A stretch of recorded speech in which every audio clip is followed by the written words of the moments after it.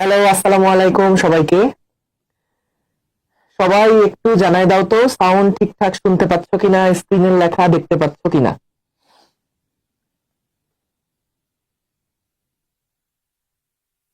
সবাই একটু জানায় দাও সাউন্ড ঠিকঠাক শুনতে পাচ্ছ কিনা, স্ক্রিনের লেখা দেখতে পাচ্ছ কিনা। কি ব্যাপার, ফেসবুকে লিখলাম যে আসলে রিল দেখে আজকে সবাই হাহা দিচ্ছ। এই সাউন্ড দেখা যাচ্ছে না, সাউন্ড কি বলে, সাউন্ডের অবস্থা খারাপ কেন দেখো তো একটু। সাউন্ড প্রবলেম বলতেছে যে সাউন্ড কি অনেক ফেসবুকে বলতেছে, দেখো তো একটু। দাঁড়াও, সাউন্ড একটু চেক দিই আমরা, দেখি ঠিকঠাক আছে কিনা। সাউন্ডটা একটু চেক দিয়ে দেখি, নাহলে ওই চার্জ করে দিতে পারো, অসুবিধা নেই। Hello hello hello hello hello hello hello hello.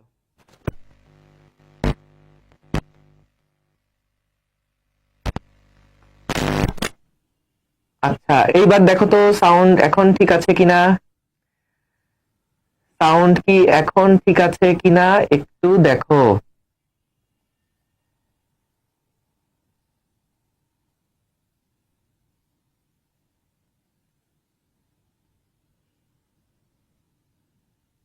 দেখো তো এই কানেক্টেড আছে। আচ্ছা, ওইটা দাও তো।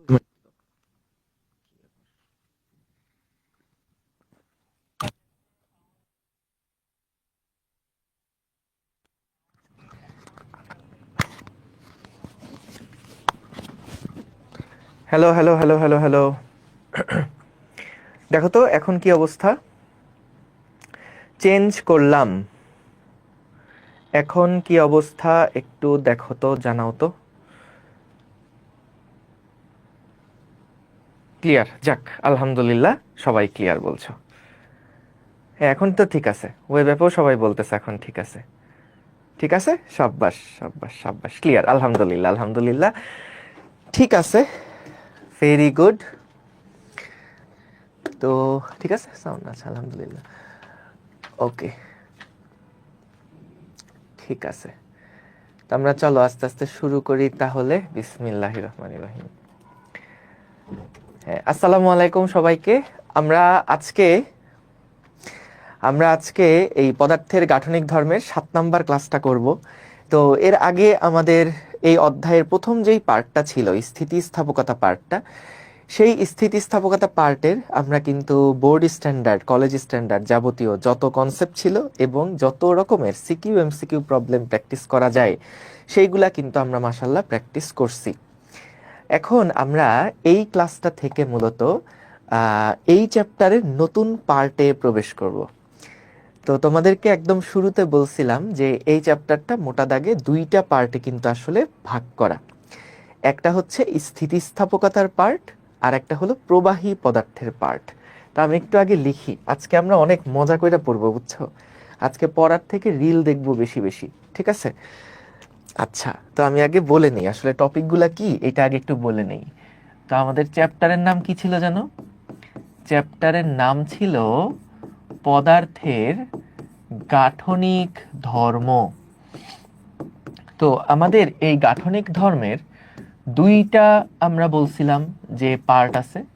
একটা পার্ট হচ্ছে গিয়ে এই যে স্থিতিস্থাপকতার পার্টটা, স্থিতিস্থাপকতার পার্ট, এবং আরেকটা অংশে আসলে আছে প্রবাহী পদার্থ। প্রবাহী পদার্থ, দেখো প্রবাহী পদার্থ নামটা শুনে বুঝতে পারছো কোন ধরনের পদার্থ নিয়ে কাজ। মূলত সেই টাইপের পদার্থ যারা প্রবাহিত হতে পারে, যারা ফ্লো করতে পারে। কঠিন পদার্থ কি ফ্লো করে যেতে পারে এক জায়গা থেকে আরেক জায়গায়? না। সো এখানে আমরা প্রবাহী পদার্থ বলতে মূলত 2 টাইপের পদার্থকে বোঝাইছি, একটা হলো গ্যাস আর একটা হচ্ছে লিকুইড। একটা হলো গ্যাস আর একটা হলো লিকুইড। তো আমরা মূলত এই প্রবাহী পদার্থের বিভিন্ন ধরনের বৈশিষ্ট্য নিয়ে আলোচনা করব। বিভিন্ন ধরনের বৈশিষ্ট্য যেমন কি কি আমি একটু আগে শুরুতে নামগুলা লিখে দেই, নামগুলা শুনে তোমার কাছে একটু ভয়ঙ্কর লাগবে যে বাবা রে বাবা, এগুলার নাম তো আগে কখনো 9-10 থাকতে শুনি নাই, তো এগুলা তো একটু নতুন নতুন লাগে। তো ভয়ের কোনো কারণ নাই, জিনিসগুলা খুবই সহজ। আর যেভাবে করে আমি ভিডিও দেখায় দেখায় তোমাদেরকে আগাবো, ইনশাল্লাহ সবকিছু ক্রিস্টাল ক্লিয়ার হয়ে যাবে। সো প্রথমেই আসো, প্রবাহী পদার্থ হচ্ছে আমাদের, প্রথমে আসো হলো পৃষ্ঠটান, সারফেস টেনশন বলে এটাকে।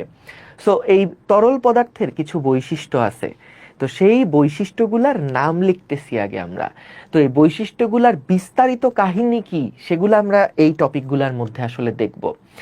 সো পৃষ্ঠটান, তারপরে আছে হচ্ছে আমাদের পৃষ্ঠ শক্তি, পৃষ্ঠ শক্তি বা সারফেস এনার্জি। তারপরে আমরা পড়ব হচ্ছে আমাদের ওই সান্দ্রতা নিয়ে, সান্দ্রতা নিয়ে পড়ব। তারপরে আমরা পড়ব হচ্ছে কৈশিকতা নিয়ে, বেশ কয়েকটা দেখো কেমন জানি বিদঘুটে বিদঘুটে নাম। এরপরে আচ্ছা মাঝখানে একটা টপিক বাদ গেছে, এটা হলো স্পর্শকোণ। সো আমরা মোটামুটি মোটা দাগে ভাগ করতে গেলে এই 4-5টা টপিক নিয়ে কিন্তু পড়াশোনা করব এই ফ্লুইড পার্টের আন্ডারে। তো প্রথমেই আগে যেটা নিয়ে আলোচনা করব সেটা হচ্ছে পৃষ্ঠটান বা সারফেস টেনশন। এটা বলতে আসলে কি বোঝায় সেই জিনিসটা নিয়ে আগে আসি। তো খেয়াল করো, আমরা পৃষ্ঠটান ব্যাপারটা ব্যাখ্যা করার আগে কিছু চলো কমন ফেনোমেনা আগে একটু দেখে ফেলি। একেবারে সাধারণ যে সমস্ত ঘটনাগুলো আমরা অবজার্ভ করি সেই ঘটনাগুলো আগে আমরা একটু দেখে ফেলি, তারপরে ওই ঘটনা কেন ঘটছে সেই কারণ একদম আমরা আলোচনা করব, ঠিক আছে? তো আগে চলো আগে কাহিনীগুলো একটু দেখে ফেলি। তো প্রথমে তুমি এখানে একটা ছবি দেখতে পাচ্ছ, ছবিটা আমি একটু ব্যাখ্যা করি। এইখানে একটা পানির সারফেস দেখতে পাচ্ছ, একটা পানির উপরে একটা পোকা অবস্থান করছে, পানির উপরে একটা পোকা অবস্থান করছে। খেয়াল করে দেখো, এই পোকাটা কিন্তু আসলে ভিতরে সাঁতার কাটার মতন অবস্থাতে নাই, এর কোনো পা কিন্তু পানির নিচে নিমজ্জিত হয়ে যায়নি। এই পোকাটার পা গুলার দিকে তুমি যদি একটু খেয়াল করো, দেখো, দেখে মনে হচ্ছে যে এই পানির সারফেসটা যেন একটা বেলুনের পর্দার মতন। ঠিক যেমনটা একটা বেলুনের উপরে তুমি যখন আঙুলগুলাকে রাখো তখন বলো তো ওই বেলুনের পর্দাটা কি আঙুলের জায়গাতে ভাঁজ ভাঁজ হয়ে যায় না? যেই 5টা আঙুল যখন বসাচ্ছ, ওই বেলুনের উপরে যখন 5টা আঙুল বসাবা তখন কি হয়, ওই বেলুনের পর্দাগুলো একটু ভাঁজ হয়ে যায় না, একটু ভাঁজ ভাঁজ হয়ে যায় না? তো ঠিক সেই রকম একটা ঘটনা আমরা কিন্তু এই ছবির মধ্যে আসলে লক্ষ্য করছি, যে আমাদের এই যে পানির সারফেসটা, এই সারফেসের উপরে যখন এই পোকাটা এসে বসছে তখন দেখো এর পায়ের অঞ্চলগুলাতে পানিগুলার যে তলটা, সেই তলটা বেলুনের পর্দার মতন একটু ভাঁজ ভাঁজ হয়ে গেছে, একটু ভাঁজ ভাঁজ হয়ে গেছে। তো পানির উপরের সারফেসটা এরকম ভাঁজ হলো কেন, সেই জিনিসগুলো আমরা জানবো। আমরা আগে শুধুমাত্র কমন ফেনোমেনা নিয়ে কথা বলছি, যে কি ঘটনা ঘটে সেই ঘটনাগুলা কি, এইগুলা নিয়ে কিন্তু আগে আমরা কথা বলছি। আরো দেখি কি কি ঘটনা এখানে ঘটে। দেখো খেয়াল করে, আমাদের একটা পানির গ্লাস দেখতে পাচ্ছ, এই গ্লাসের ভিতরে পানি আছে এবং এই পানির উপরে তুমি যদি একটু লক্ষ্য করো দেখা যাচ্ছে, আশা করি এইখানে একটা ছোট্ট পিন দেখতে পাচ্ছ কিনা একটু কমেন্টে জানাও তো। একটা ছোট্ট পিন, একদম চিকন সরু একটা পিন এই গ্লাসের উপরে দেখো রাখা আছে। এটা কি দেখতে পাচ্ছ? দেখতে পাচ্ছ কিনা একটু বলো তো। হ্যাঁ, দেখতে পাচ্ছ। সো খেয়াল করো, এই পিনটা এটা কিসের তৈরি? এটা লোহার তৈরি, এটা কিন্তু লোহার তৈরি, বুঝছো? তো আমাদের এই লোহা তো যখন এই যে ইয়ার মধ্যে ডুবাই দেয়া হবে, যখন পানির মধ্যে একটা লোহার টুকরাকে যদি তুমি ছেড়ে দাও তাহলে বলো তো সেই লোহার টুকরাটার পানির ভিতরে কি ডুবে যাবে না? পানির ভিতরে কি এটা ডুবে যাবে না? আচ্ছা, তাইলে ভাইয়া এখানে কেন এটা ডুবছে না? এই পিনটাও তো আসলে লোহার তৈরি, তাই না? এই পিনটাও তো আসলে যেই ম্যাটেরিয়ালের তৈরি তার ঘনত্ব তো অ্যাটলিস্ট এই পানির ঘনত্বের থেকে বেশি। তাহলে এই পিনটার তো আসলে পানির ভিতরে ডুবে যাওয়ার কথা, কারণ বেশি পানির থেকে যদি বেশি ঘনত্বের কোনো উপাদান থাকে তাহলে কিন্তু সেটাকে পানির ভিতরে নিমজ্জিত করলে ঠাস করে ডুবে যায়। আর যেগুলার ঘনত্ব কম থাকে পানির তুলনায় সেগুলা কিন্তু পানিতে ভেসে থাকে, ঠিক কিনা? ক্লাস 9-10 চ্যাপ্টার 5-এ আমরা পড়ছি যে যেই বস্তুগুলার ঘনত্ব পানির ঘনত্বের থেকে কম তারা কিন্তু ভাসে, আর যাদের ঘনত্ব পানির থেকে বেশি তারা কিন্তু ঠাস করে ডুবে যায়। সো এইখানে তো ভাই লোহা, এটা তো একটা লোহা, তাহলে এই লোহার ক্ষেত্রে এটা তো ভাই এটার ঘনত্ব তো পানির তুলনায় বেশি, তাইলে পানির থেকে বেশি হলেও এটা কেন এই ও এর ওপর এরকম করে সুন্দর মতন স্থির আছে? এর তো নিচের দিকে ডুবে যাওয়ার কথা। তো ভাই এখানে কি তাহলে কোনো প্লবতা বল টল কাজ করতেছে? প্লবতা বল, বয়েন্সি ফোর্স, মনে আছে প্লবতা বল জিনিসটা কি ছিল? একটু ছোট করে বলি। দেখো, প্লবতা তখন উৎপন্ন হতো যখন কোনো একটা বস্তুকে তুমি পানির ভিতরে নিমজ্জিত করতা, ওই সময় কিন্তু আমাদের প্লবতা বলটা সৃষ্টি হতো। একটু মনে করাই, দেখো মনে করো এই যে আমাদের ধরো একটা বিকার আছে, এর মধ্যে আমি মনে করো কিছু পরিমাণ পানি নিলাম। সো যখন কোনো একটা বস্তু ধরো পানির ভিতরে একটুখানি নিমজ্জিত অবস্থায় থাকবে তখন কিন্তু এর উপরে একটা প্লবতা বল কাজ করবে। নিমজ্জিত না হলে কিন্তু সেখানে কোনো প্লবতা বল আসবে না, কারণ এই প্লবতা বল সমান কি ছিল একটু মনে করে দেখো তো। প্লবতা বল সমান ছিল যে যতটুকু পানিকে এই বস্তুটা অপসারণ করছে সেইটুকু পানির ওজন বলই হচ্ছে প্লবতা বলের মানের সমান। তাহলে যদি কোনো পানিকে অপসারণ না করে, পানির ভিতরে যদি নাই ঢোকে, তাহলে তো প্লবতা বল আসবে না। তো এইখানে তো পিনটা কিন্তু পানির ভিতরে গেঁথে যায় নাই, পানির ভিতরে কোনো অংশ যায় নাই, পানির সারফেসের উপরে, ঠিক যেমনটা একটা বেলুনের উপরে একটু আগে বললাম যে বেলুনের উপরে কোনো একটা বস্তুকে রাখলে যেমন একটু ভাঁজ খেয়ে যায়, তুমি খেয়াল করো এই পানির সারফেসটাও কিন্তু এই পিনের কাছে এই জায়গাতে কিন্তু একটু ভাঁজ হয়ে গেছে, একটু ভাঁজ হয়ে গেছে। বুঝতে পারছো? সো তাহলে আমরা যে ঘটনাগুলা দেখতেছি, দেখি তো আরো কোনো ঘটনা এরকম আছে কিনা।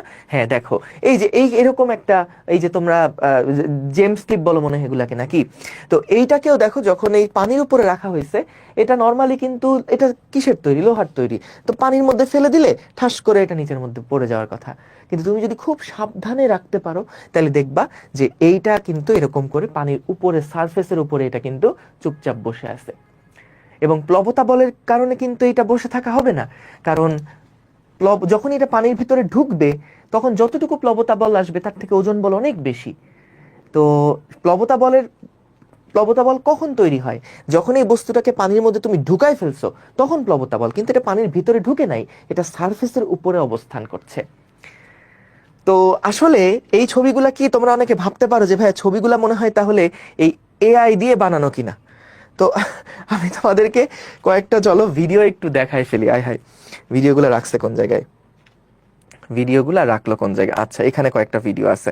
দেখো, প্রথমে আগে চলো একটু দেখে ফেলি এই যে এই এই ইয়াগুলাকে বলা হয় ওয়াটার স্ট্রাইডার, এই যে পানির উপর দিয়ে যেগুলা সামনের দিকে চলে। এই দেখো, এই যে দেখো একটা পোকা, এই দেখো, এই যে দেখো তলটা কেমন ভাঁজ হয়ে আছে, তলটা ভাঁজ হয়ে আছে, এবং দেখো সেটা পানির উপর দিয়ে কিন্তু এটা সামনের দিকে আগায় আগায় যাচ্ছে। ঠিক আছে, এই দেখো উপর দিয়ে কিন্তু এটা আগায় আগায় যাচ্ছে। ঠিক আছে, এরকম করে উপর দিয়ে আগায় আগায় যাচ্ছে। আচ্ছা ঠিক আছে, আমরা বুঝলাম, দেখা হয়েছে সবার, দেখা হয়েছে। আচ্ছা ফাইন। এরপরে দেখি তো পিনের ক্ষেত্রে, এই পিনের ভিডিওটা কি ছিল একটু দেখি তো, দাঁড়াও। এই যে খেয়াল করো, এইখানে আমাদের একটা গ্লাসের মধ্যে একটু পানি নেওয়া হচ্ছে, এবং এইটার পরে এটার পরে দেখো এই যে জেমস ক্লিপটা লোহার তৈরি, এটাকে খুব সাবধানে যদি রাখা যায় তাইলে দেখো এটা পানির উপরে কিন্তু সুন্দর মতন স্ট্যাটিক অবস্থায় আছে, কিন্তু এটা লোহার তৈরি, পানির মধ্যে একটু যদি নিমজ্জিত হয় ঠাস করে কিন্তু এটা নিচের দিকে পড়ে যাবে, ঠাস করে এটা নিচের দিকে পড়ে যাবে। এই যে কয়েনটার ক্ষেত্রে দেখো, কয়েনটাও খুব সাবধানে যদি রাখা যায়, এই যে দেখো কয়েনটাও কিন্তু এটার উপরে রয়ে গেছে। ঠিক আছে, আচ্ছা ফাইন। দেখি আরো কোনো এরকম ফেনোমেনা আছে কিনা, আমরা আগে একটু দেখি, দাঁড়াও আরো কোনো ফেনোমেনা আছে কিনা সেটা একটু দেখি। এখানে একটা মজার ভিডিও আছে, এটা দেখবো, দেখাবো একটু পরে। এটা মনে করো ব্লেডটা একটু দেখে আসি, আসো। ব্লেডটা, এই যে দেখো একটা ব্লেডকে এর উপরে যদি ফেলে দেওয়া হয় ঠাস করে নিচে পড়ে যাবে, এটাই স্বাভাবিক। দেখো এই যে এর উপরে যদি আস্তে করে রাখা হয় তাহলে দেখো সুন্দর মতন এটা কিন্তু এর উপরে রয়ে গেছে। এত অল্প ভিডিও হলে হবে? আজকে আমরা কিন্তু পড়তেছি না, আজকে আমরা রিল দেখতেছি, ঠিক আছে? আঙ্কেল আন্টি যদি জিজ্ঞেস করে যে কি করলি, বলবা যে পড়াশোনা বাদ, আজকে রিল দেখছি। আচ্ছা, গেল। সোপ বাবলের এটা জানি কি ছিল, দাঁড়াও একটুখানি দেখি, এটা না হলে একটু পরে দেখাবো, না এটা একটু পরে দেখাবো, এটা একটু পরে দেখাবো, আসতেছি। ওকে, ঠিক আছে। সো আমরা বেশ কয়েকটা ফেনোমেনা দেখলাম, এখন সময় আসলো যে এই ঘটনাগুলা ঘটার আসলে কারণটা কি। এইটা আসলে এই ঘটনাগুলা ঘটার কারণটা কি, এইটা আমরা এখন আলোচনা করব। সো মূলত দেখো, যদি আমরা এইখানে আমি কয়েকটা, শোনো তোমরা খাতায় লেখা নিয়ে বেশি টেনশন করবা না, কারণ এই ছবিগুলা কি আসলে তোমার এগুলা তো খাতায় আঁকতে গেলে বোঝা যাবে না, তো স্লাইড তো পেয়েই যাবা। তো স্লাইড যেহেতু পেয়ে যাবা, স্লাইডের মধ্যে তোমার স্লাইড লাগলে ওই স্লাইডটা প্রিন্ট করে নিও, কিন্তু এখানে যে ভিজুয়ালাইজেশনগুলো আছে এগুলা মাথায় ঢোকানোর জন্য বেশি জরুরি, ঠিক আছে? সো খেয়াল করো, তো আমরা পানির সারফেসগুলার জিনিসটা নিয়ে আমরা কথা বলছি এখানে। তো খেয়াল করো, পানির এখানে খুবই সিম্পল একটা রিপ্রেজেন্টেশন এখানে দেখানো হয়েছে। পানির যে অণুগুলা আছে সেই অণুগুলাকে খুব সহজভাবে একটা গোল্লা গোল্লা দিয়ে এরকম বিভিন্ন অণু আকারে এটাকে প্রকাশ করা হয়েছে, ঠিক আছে? আসলে তো পানির কি থাকবে, ওই যে দুইটা হাইড্রোজেন থাকবে, একটা অক্সিজেনের সাথে কানেক্টেড থাকবে। তো আমরা ওই কমপ্লেক্স সিনারিওর মধ্যে যাচ্ছি না, আমরা খুব সিম্পল একটা রিপ্রেজেন্টেশন এই জায়গার মধ্যে দেখছি। মূলত মনে করো এটা হচ্ছে আমাদের একটা একটা পাত্র, এই পাত্রের মধ্যে কিছু পরিমাণ পানি রাখা আছে। সো এই পানির বিভিন্ন অণুগুলো আমরা একদম জুম করে দেখতেছি যে পানির অণুগুলো আসলে কিরকম অবস্থায় আছে, ঠিক আছে?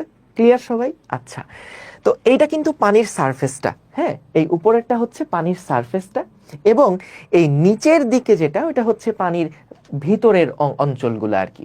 পানির উপরের সারফেসটা হচ্ছে এইটা, আর এই অংশগুলা হচ্ছে পানির ভিতরকার অঞ্চলগুলা, ঠিক আছে? ভিতরকার অঞ্চলগুলা। আচ্ছা, ঠিক আছে, ওকে। দেখো এইবার, দেখো খেয়াল করে, যদি আমরা পানির মানে ওই যে তরলটা যেটা আমরা নিছিলাম, ওই তরলটার যদি ভিতরের একটা অণুর কথা যদি আমি চিন্তা করি, ভিতরের একটা অণুর দিকে যদি আমি তাকাই, তাহলে খেয়াল করো এই পানির অণুটাকে এর চার পাশের পানির অণুগুলা আন্তঃআণবিক একটা আকর্ষণ বল দিবে। ভাইয়া দেখো, খালি একটু বুঝো জিনিসগুলা, একবার বুঝে গেলে তুমি বই আছে, স্লাইড আছে, সবকিছু দেখেই আবার পড়তে পারবা, সমস্যা নেই। আগে জিনিসটা যা বুঝার আগে বুঝে নাও, খেয়াল করো। সো এইখানে আমাদের যেই পানির ইয়াটা ছিল, এটাকে আমরা কি করলাম, একটু ফোকাস করলাম, একটা অণুর দিকে একটু ফোকাস করলাম। সো এই অণুটার দিকে তুমি যদি তাকাও, তাহলে খেয়াল করো এখানকার পাশের যে সমস্ত পানির অণুগুলো আছে তারা প্রত্যেকেই কিন্তু সমান সমান একটা আন্তঃআণবিক আকর্ষণ বলে টানবে, ঠিক না? সমান সমান একটা আন্তঃআণবিক আকর্ষণ বলে টানবে। তাহলে তোমরা আমাকে একটু জানাও তো যে এই পানির অণুটার উপরে নেট ফোর্স কত হবে, একটু বলো তো। নেট ফোর্স কত হবে একটু বলো তো, এই পানির অণুটার উপরে নেট ফোর্স কত হবে বলো। বলো তো। সবাই সমান সমান বলে, চারপাশের অণুগুলা সবাই সমান সমান বলে এটাকে টানছে, তাহলে এই মাঝখানের অণুটার উপরে নেট ফোর্স কত হবে? এক্সেলেন্ট, ভেরি গুড, জিরো হবে।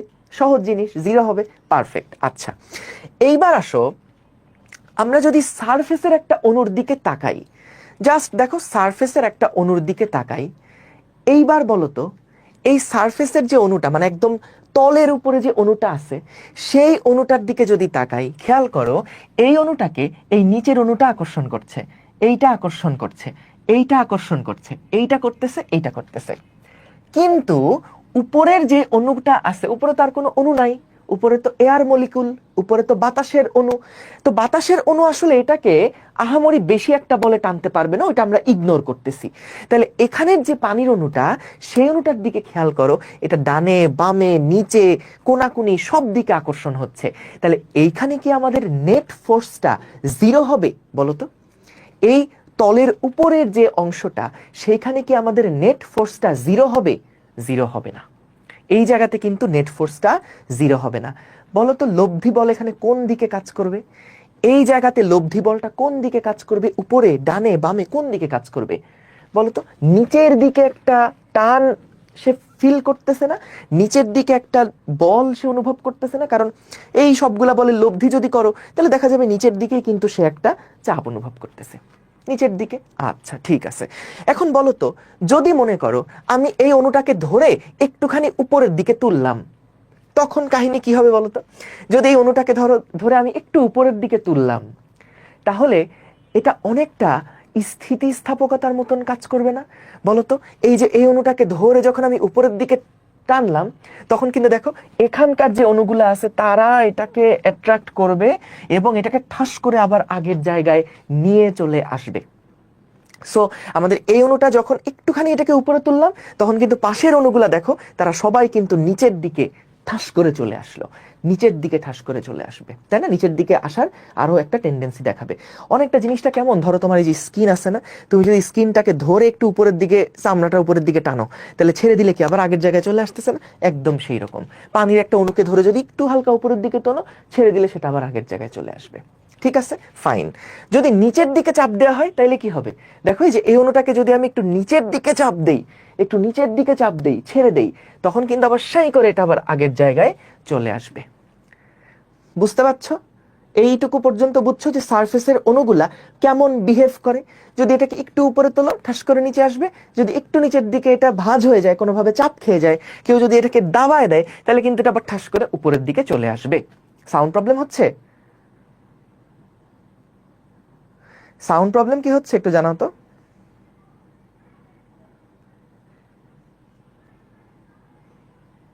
না, ঠিক আছে, ওকে। কে জানি লিখলো সাউন্ড প্রবলেম, ধরে মার দিব। আচ্ছা, সো খেয়াল করো তাহলে, এই যে আমাদের উপরের যে সমস্ত অণুগুলা আছে, এই দেখো উপরের যে সমস্ত অণুগুলা আছে, এই সারফেসের উপরে যে সমস্ত অণুগুলা আছে, এই অণুগুলা কিন্তু দেখো পাশাপাশি যে সমস্ত এই অণুগুলা আছে, এই অণুগুলার কারণে এরা কিন্তু একটা পাতলা মেমব্রেন তৈরি করে রাখে। ঠিক যেমনটা বেলুনের যে পর্দা, বেলুনের পর্দা যেরকম টান টান হয়ে থাকে না, এখানেও পানির যে উপরের সারফেসের পর্দাটা, সেইটাও একটা বেলুনের পর্দার মতন একদম টান টান হয়ে থাকে।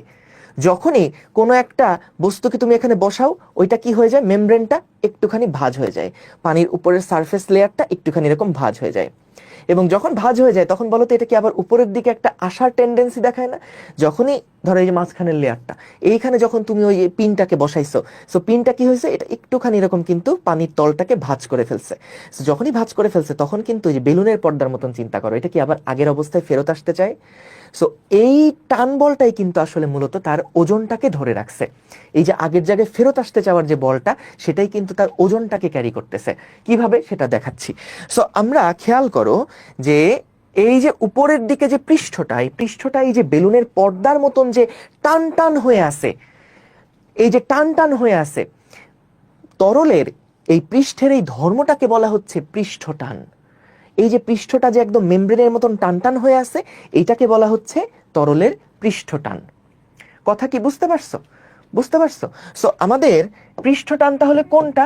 যে একদম উপরের যে লেয়ারটা আছে, এই লেয়ারটা কিন্তু দেখো সবাই নিচের দিকে একটা যাওয়ার টেন্ডেন্সি দেখাচ্ছে। এবং এরা পৃষ্ঠ টান টান কেমনে বুঝলাম? এটাকে একটু উপরে তুললে ঠাস করে নিচে চলে আসতেছে, এটাকে একটু নিচে দিলে ঠাস করে আবার উপরে চলে আসছে। এই যে পাশাপাশি অণুগুলোর সাথে এটার যে একটা বন্ডিংটা, এর কারণে ওই উপরের সারফেসটা যে একটা বেলুনের পর্দার মতন হয়ে থাকলো, এই যে ধর্মটা, এই ধর্মটাকে বলা হচ্ছে ওই তরলের পৃষ্ঠটান ধর্ম। বুঝতে পেরেছো? সো পৃষ্ঠটান ধর্মের আসলে মূল কাহিনীটা কি? মূল কাহিনীটা কি?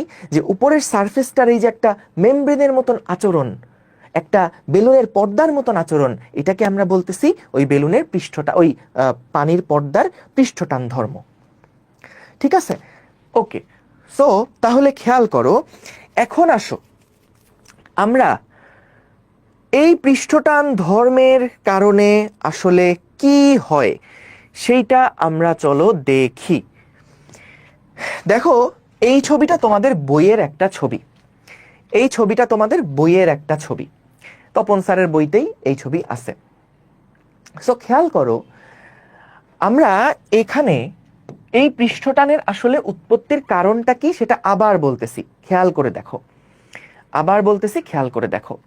সো আমাদের যখন আমরা একটা বিকারের মধ্যে কিছু পরিমাণ তরল পদার্থকে নিলাম, কিছু পরিমাণ তরল পদার্থকে নিলাম, তখন দেখো এর নিচের যে পানির অণুগুলো আছে, এই নিচের অণুগুলার দেখো এখানে মাঝখানের একটা অণুর কথা তুমি যদি চিন্তা করো, এই অণুটাকে কিন্তু দূরের কোনো অণু আসলে আকর্ষণ বেশি করতে পারবে না।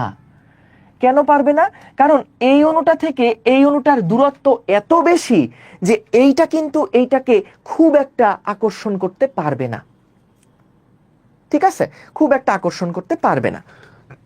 কেন পারবে না? কারণ এদের মধ্যে দূরত্ব অনেক বেশি। তো দেখা যাবে, দেখো এই মাঝখানে যে অণুটা আছে, এই অণুটাকে একটা নির্দিষ্ট দূরত্বের অণুরাই আকর্ষণ করতে পারবে। এই যে এই গোলক একটা আঁকা হয়েছে, এই গোলকের কাছাকাছি যে সমস্ত অণুগুলো আছে, গোলকের ভিতরে বা সারফেসে যে সমস্ত অণুগুলো আছে, এই অণুগুলাই কি করবে? এই মাঝখানের অণুটাকে চারিদিক থেকে টানতে পারবে। তো যত ম্যাক্সিমাম যেই দূরত্বের অণু পর্যন্ত এই মাঝখানের অণুকে আকর্ষণ করতে পারে, এই যে ব্যাসার্ধটা নিয়ে আমি যদি একটা গোলক চিন্তা করি, এই গোলকটাকে বলা হচ্ছে প্রভাব গোলক। এই গোলকটাকে বলা হচ্ছে প্রভাব গোলক। আবার বলছি কথাটা, দেখো উপরে এখনো যাইনি, চিন্তা করো না, যা আগে পড়াইছি এগুলো আবার বলতেছি, মনোযোগ দাও, ক্লাসে মনোযোগ দাও, ফুল ফোকাস। যখন আমরা একটা তরলের ভিতরে কোনো একটা অণুর দিকে তাকালাম, পানির অণুর দিকে যখন তাকালাম, তখন দেখো এই পানির অণুটা কি হচ্ছে? চারপাশের যত অণু আছে তারা সবাই ওটাকে আকর্ষণ করছে, কিন্তু এই আকর্ষণ সকল অণু করতে পারবে না। এখানে দূরের একটা অণু এই মাঝখানের অণুকে কোনো রকম আকর্ষণ করতে পারবে না, কারণ এরা অনেক দূরে আছে একটা আরেকটার থেকে। কিন্তু এই যে একটা গোলক আমি আঁকছি না, এই গোলকের ভিতরে যে সমস্ত অণুগুলো আছে তারা কিন্তু এই মাঝখানের অণুটাকে আকর্ষণ করতে পারে। সো এই যে মানে ম্যাক্সিমাম যত দূরত্বের অণু পর্যন্ত এই মাঝখানের অণুকে আকর্ষণ করবে, সেই দূরত্বটাকে ব্যাসার্ধ চিন্তা করে একটা গোলক তুমি যদি আঁকো, তাহলে এই গোলকটাকে বলা হচ্ছে প্রভাব গোলক। লিখে ফেলো সবাই, এই গোলকটাকে বলা হচ্ছে প্রভাব গোলক। অর্থাৎ ওই মাঝখানের অণুটাকে চারপাশের কত দূরত্ব পর্যন্ত অণুগুলো আকর্ষণ করছে। এই প্রভাব গোলকের যে ব্যাসার্ধটা, এই ব্যাসার্ধটা হচ্ছে 10⁻⁻10 মিটার। এটা তপন স্যারের বই অনুযায়ী এই প্রভাব গোলকের যে ব্যাসার্ধটা, এটা হচ্ছে 10⁻⁻10 মিটার অনুযায়ী। ঠিক আছে, এই নাফিস ইয়া করো না, স্প্যামিং করো না, এরপরে আর বলবো না, সোজা ব্যান করে দিব, স্প্যামিং কেউ করবো না, খবরদার। তাহলে খেয়াল করো, আমরা এইবার আসো ভিতরকার অণুর কাহিনীগুলো তো দেখলাম, উপরের দিকের যে সমস্ত অণুগুলো আছে এদের পরিস্থিতি কি হয় দেখো। তো আমরা এই প্রভাব গোলকের ব্যাসার্ধর সমান ধরে, প্রভাব গোলকের ব্যাসার্ধর সমান ধরে আমরা একটা দাগ ওই উপরিতলটা থেকে দিলাম। ওই উপরিতলটা থেকে এই যে প্রভাব গোলকের যে ব্যাসার্ধ, যেই ব্যাসার্ধটুকু, এই ব্যাসার্ধের সমান ধরে আমরা উপরের এইটুকু অঞ্চলকে একটু আলাদা করলাম। এইটুকু অঞ্চলটা একটু আলাদা, কেন আলাদা এখনই বুঝবা। খেয়াল করে দেখো, আমাদের একদম উপরের লেয়ারে যে সমস্ত অণুগুলা আছে, সেই অণুগুলাকে কিন্তু দেখো এদের উপরে শুধুমাত্র এই যে দেখো নিচের দিকেই কিন্তু একটা বল কাজ করছে, নেট একটা বল নিচের দিকে কিন্তু কাজ করছে, নেট একটা বল নিচের দিকে কিন্তু এখানে কাজ করছে। ভালো কথা। ধরো আমাদের এই যে লেয়ারটা আমি আঁকছিলাম না, এই লেয়ারের মাঝখানে এই জায়গাতে আমরা আরেকটা অণুকে নিলাম। এই লেয়ারটার মাঝখানে দেখো, এই লেয়ারের ভিতরে যে যতগুলো অণু আছে, এই প্রত্যেকটা অণুর উপরেই কিন্তু লব্ধি একটা বল নিচের দিকে কাজ করছে। বলতো এদের উপরে লব্ধি বল কত? এদের উপরে লব্ধি বল কত? তোমরা বলছো ওই সময়, সহজেই বলছো যে এফ নেট হচ্ছে এখানে 0। কিন্তু আমাদের এই লেয়ারে যতগুলা কণা আছে, যতগুলা অণু আছে, প্রত্যেকটা অণুর উপরে কিন্তু লব্ধি বল কাজ করছে নিচের দিকে। লব্ধি বল কাজ করছে নিচের দিকে, তাই না?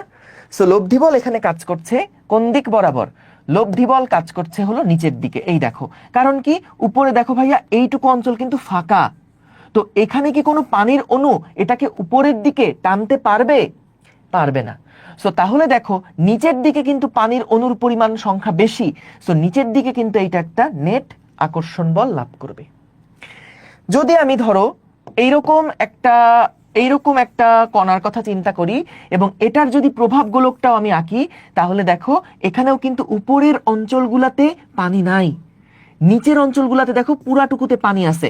সো এটার উপরেও দেখা যাবে সবগুলা আকর্ষণ করার পরে নিচের দিকে কিন্তু একটা নেট আকর্ষণ বল কাজ করবে, নেট আকর্ষণ বল কাজ করবে।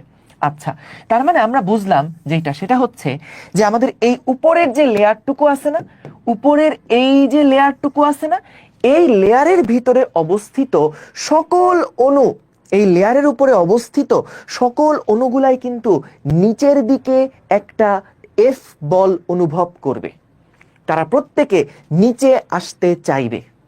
বলো এইটুকু পর্যন্ত তোমরা কি বুঝছো কিনা, একটু কমেন্টে জানাও যে ভিতরের যে অণুগুলো আছে তাদের উপরে নেট ফোর্সটা 0, কিন্তু এইটুকু যে লেয়ারটা, এই দেখো আর ব্যাসার্ধ, মানে এর প্রভাবগুলোকের যে ব্যাসার্ধটা, এই ব্যাসার্ধ পরিমাণ যতটুকু নিচে, এইটুকু অঞ্চলে যে সমস্ত অণুগুলাই থাকুক না কেন, যেমন এখানেও যদি অণুটা থাকে তাহলেও কিন্তু দেখো ওর ক্ষেত্রে কিন্তু দেখা যাবে, এর ক্ষেত্রে কিন্তু দেখা যাবে উপরের দিকে বাতাস থাকার কারণে তারা অত জোরে টানতে পারছে না, নিচের দিকে কিন্তু একটা নেট ফোর্স এখানে কাজ করবে।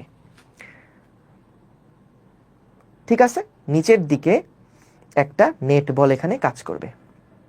যারা এখনো বুঝো নাই চোখে পানি দিয়ে আসো, যাও, যারা এখনো বুঝো নাই চোখে পানি দিয়ে আসো। এত ভেঙে ভেঙে বলার পরেও যারা বুঝবা না চোখে পানি দিয়ে আসো। ডান, ক্লিয়ার? বলো তাহলে আমাদের এই উপরের লেয়ারের যে সমস্ত পানিগুলা থাকবে তাদের উপরে নিচের দিকে একটা কিন্তু নেট বল কাজ করবে। ওকে, এখন চিন্তা করো যে আমাদের যখন একটা স্প্রিং, ধরো এটা যখন সাম্যাবস্থায় আছে, মনে করো স্প্রিংটা যখন সাম্যাবস্থায় আছে, এইরকম অবস্থায় বলতো, এইরকম অবস্থায় বলতো যখন এই স্প্রিংটা সাম্যাবস্থা, এই শোনো গোপাল ভাঁড় ভাই, আপনি তো অনেক কিছু মুখে বললেন, এগুলো নোট করলে ভালো হতো, এগুলো বই রিডিং পড়বা, জাস্ট বইটা রিডিং পড়বা, দ্যাটস এনাফ। বই পড়ার অভ্যাস করো, যা বুঝছো এবার দেখবা তপন স্যারের বই হোক, ইসাক স্যারের বই হোক, বইটা জাস্ট রিডিং পড়বা। এই ছবিটা দেখবা তোমাদের বইয়ের মধ্যেই আছে, বইয়ের পাশে যে লেখাগুলো আছে, এইবার বইটা অ্যাটলিস্ট রিডিং পড়া শুরু করো, বুঝছো? ক্লাস থেকে বুঝে যাও, পুরো জিনিসটা বুঝে যাও আগে। গেল? সো খেয়াল করো, মনে করো একটা স্প্রিং এরকম সাম্যাবস্থায় আছে, এরকম সাম্যাবস্থায় আছে, ঠিক আছে? এখন বলো তো, যখন আমি এই স্প্রিংটার এখানে ধর একটা ব্লককে রাখলাম, যখন এটা সাম্যাবস্থায় আছে, তখন বলো তো এর উপরে কি কোনো বল কাজ করছে? কোনো বল, লব্ধি বল কোনো কিছু কাজ করছে না, নেট বল কিন্তু এর উপরে শূন্য, কারণ এখানে স্প্রিং কোনো বল দিচ্ছে না, এই ভূমির প্রতিক্রিয়া বল এমজি বল কাটাকাটি করে 0 হয়ে গেছে, সো নেট ফোর্স কিন্তু এখানে 0। কিন্তু বলতো যখন আমরা এই বস্তুটাকে ধরে একটু স্ট্রেচ করব, একটুখানি এটাকে ধরে টেনে লম্বা করব, তখন বলতো এইরকম একটা অবস্থায় সে যখন থাকবে, তার উপরে কি একটা স্প্রিং বল কাজ করবে না? বলতো একটা স্প্রিং বল কাজ করবে না? ইয়েস, কাজ করবে। এবং খেয়াল করে দেখো, তুমি কিন্তু আসলে এই স্প্রিং বলের এগেইনস্টে গিয়ে তুমি একটা কাজ করছো, এই স্প্রিং বলটার এগেইনস্টে গিয়ে তুমি একটা কাজ করছো। এই স্প্রিং বলটা কিন্তু এক ধরনের সংরক্ষণশীল বল, মনে আছে? যে কোনো সংরক্ষণশীল বলের বিরুদ্ধে কাজ করলে সেখানে বলতো কি জমা হয়? যখনই আমরা কোনো একটা সংরক্ষণশীল বলের বিরুদ্ধে কাজ করি, মহাকর্ষ বল সংরক্ষণশীল বল, সংরক্ষণশীল বলের বিরুদ্ধে গিয়ে যখন আমরা কাজ করি, সেখানে কি জমা হয়? একটা স্প্রিং বল, সংরক্ষণশীল বল, সংরক্ষণশীল বলের বিরুদ্ধে গিয়ে যখন আমি কাজ করি, তখন সেখানে কি জমা হয়? ভেরি গুড, স্পন্দন সাহা, সেখানে বিভব শক্তি জমা হয়, তাই না? তোমরা তো স্থির বিদ্যুৎ এখনো পড়ো নাই, সমস্যা নাই।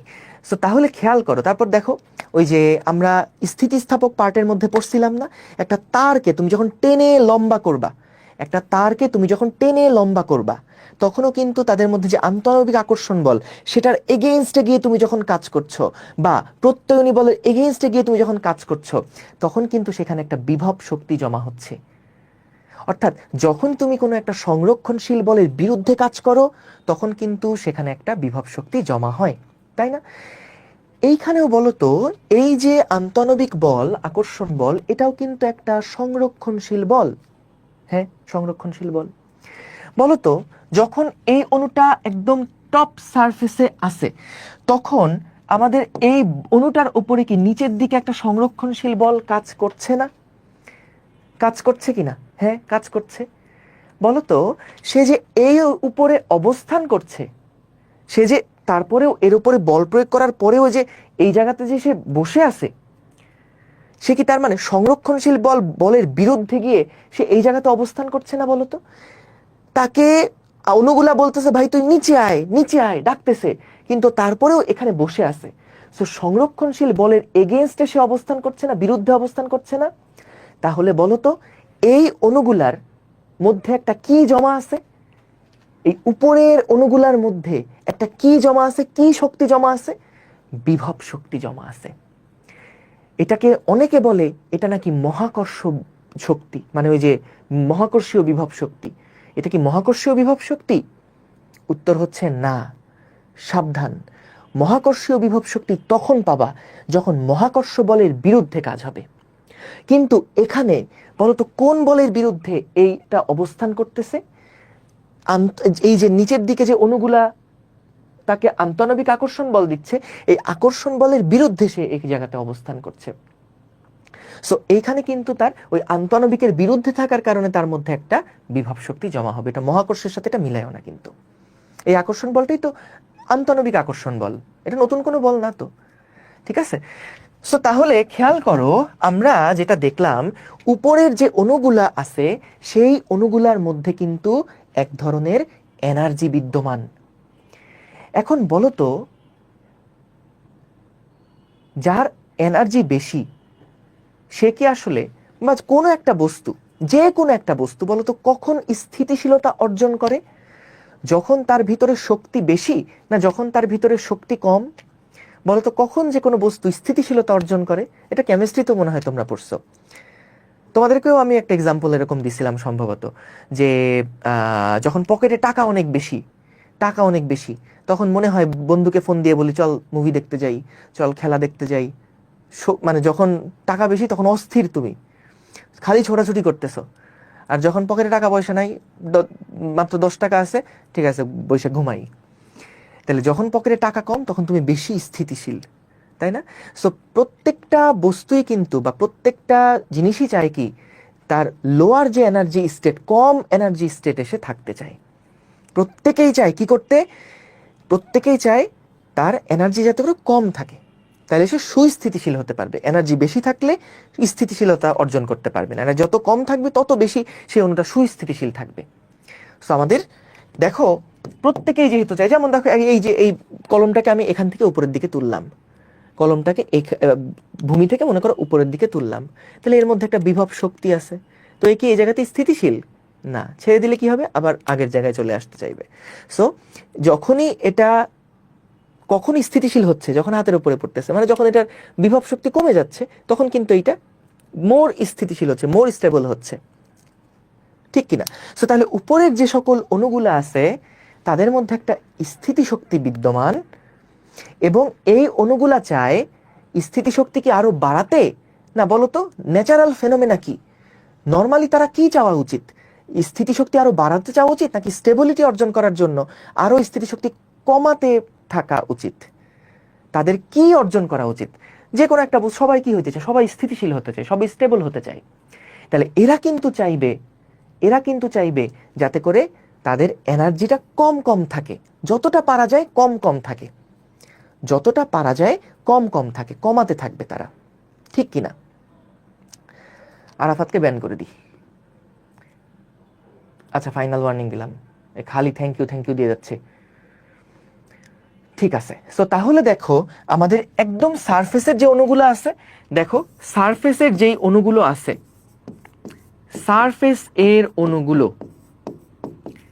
সারফেসের যে সমস্ত অণুগুলা আছে, সেই অণুগুলা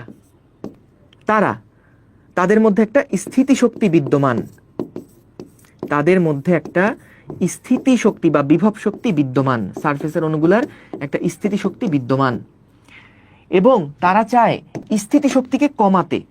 এরা চায় কি? এরা চায় স্থিতিশক্তি কমাতে। স্থিতিশক্তি কমাতে। এখন এই কমাবে কিভাবে? এই জায়গার উপরের স্থিতিশক্তিটা তারা কমাবে কিভাবে? সো এই কমানোর জন্য, এই স্থিতিশক্তিটাকে কমানোর জন্য তারা যেটা করে, তারা ওই উপরের সারফেস যেই এরিয়াটা আছে সেই এরিয়াটাকে তারা যত কম রাখা যায় সেটার চেষ্টা করে। অর্থাৎ এই উপরের যে সারফেসটা তারা চেষ্টা করে যে এই সারফেসে যাতে করে অণু কম কম থাকে, অণু খুব বেশি না থাকে। আচ্ছা বলো তো, যদি অণু বেশি থাকে তাহলে কি সারফেস এরিয়া বেশি হবে? স্বাভাবিকভাবে। যদি অণু কম থাকে তাহলে কি সারফেস এরিয়া কম হবে? তাহলে আমাকে বলো তো, উপরে যারা আছে তারা কি আসলে উপরে থাকতে চায়? না, এরা নিচে আসতে চায়। এই অণুগুলো সবাই নিচে আসতে চায়। কিন্তু ভাই সবাই নিচে আসলে তো আবার হবে না, কারণ সারফেসে তো কাউকে না কাউকে থাকতে হবে। কথা বুঝছো? ধরো সবাই যদি নিচে চলে আসে, ভাই উপরে তো কাউকে না কাউকে থাকতে হবে, কারণ সারফেস একটা তৈরি করতে হবে না? সবাই নিচে চলে আসলে তো উপরে কাউকে না কাউকে থাকতে হবে। এখন বলো তো, ওদের কাছে যদি দুইটা অপশন থাকে, সাপোজ দুইটা অপশন থাকে, যে উপরে 10,000 অণু রাখা যাবে, আবার উপরে 2,000 অণুও রাখা যাবে, তাহলে বলো তো এরা কোন অবস্থাতে বেশি স্থিতিশীল থাকবে? কোন অবস্থাটা তারা বেশি অর্জন করতে চাইবে? যখন উপরে 10,000 অণু নাকি উপরে 2,000 অণু? অবশ্যই যখন উপরে কম সংখ্যক অণু থাকবে তখনই শক্তি কম কম হবে। তখনই শক্তি কম হয়। গুড, উপরের দায়িত্ব কেউ নিতে চায় না, স্পন্দন শাহ। সো উপরে উপরে যে যত কম সংখ্যক অণু রাখা যায় তত কিন্তু সেটা স্টেবল। তাহলে উপরে যদি কম অণু থাকে তাহলে সারফেস এরিয়াটাও কি কম কম থাকতে চাইবে। সারফেস এরিয়াটাও কি করতে চাইবে? কম কম রাখতে চাইবে। মানে যত কম পারা যায় সারফেস এরিয়াটাকে তারা কমাতে চাইবে। সো খেয়াল করো, এই স্থিতিশক্তি কমাতে তারা কিন্তু মূলত সারফেসটাকে, সারফেস এরিয়াকে সর্বনিম্ন রাখতে চায়। সারফেস এরিয়াকে মানে পৃষ্ঠতলের ক্ষেত্রফলকে সর্বনিম্ন রাখতে চায়, সর্বনিম্ন রাখতে চায়। ঠিক আছে? ওই স্থিতিশক্তিটাকে কমাতে, যে ভাই কারণ উপরে যত অণু আছে, যত বেশি অণু থাকবে তারা সবাই নিচে আসতে চাইবে স্বাভাবিকভাবেই। তাহলে বেশিরভাগই নিচে চলে যাবে, কিন্তু উপরে তো কাউকে না কাউকে, কোনো কোনো বেচারাকে থেকে যেতেই হবে। সো যারাই থাকবে তারা কিন্তু এটা এনশিওর করবে যাতে করে উপরে সারফেস এরিয়াটা কম হয়, কারণ যত সারফেস এরিয়া কম তত কম সংখ্যক অণু আছে এবং তারা তত বেশি ওই স্ট্রাকচারটায় স্টেবিলিটি অর্জন করবে। তো এইটার প্রমাণটা কি? তুমি দেখবা, দেখো তুমি দেখবা যে আমাদের একটা, যখন এই যে এরকম ধরো কোনো একটা পুকুরের মধ্যে তুমি একটা পাথর নিক্ষেপ করছো, কি দেখা যায়? ওখান থেকে পানির অণুগুলা উপর দিকে উঠে আসে না? বলো তো, কখনো কি দেখছো যে এই পানির অণুটা ঘনক আকৃতির হয়েছে? বা কখনো কি দেখছো যে এটা কোনক আকৃতির একটা পানির ফর্ম হয়েছে? এরকম হয়েছে কখনো দেখছো? না। এদের আকৃতিটা কেমন হয়? গোলক আকৃতির হয়।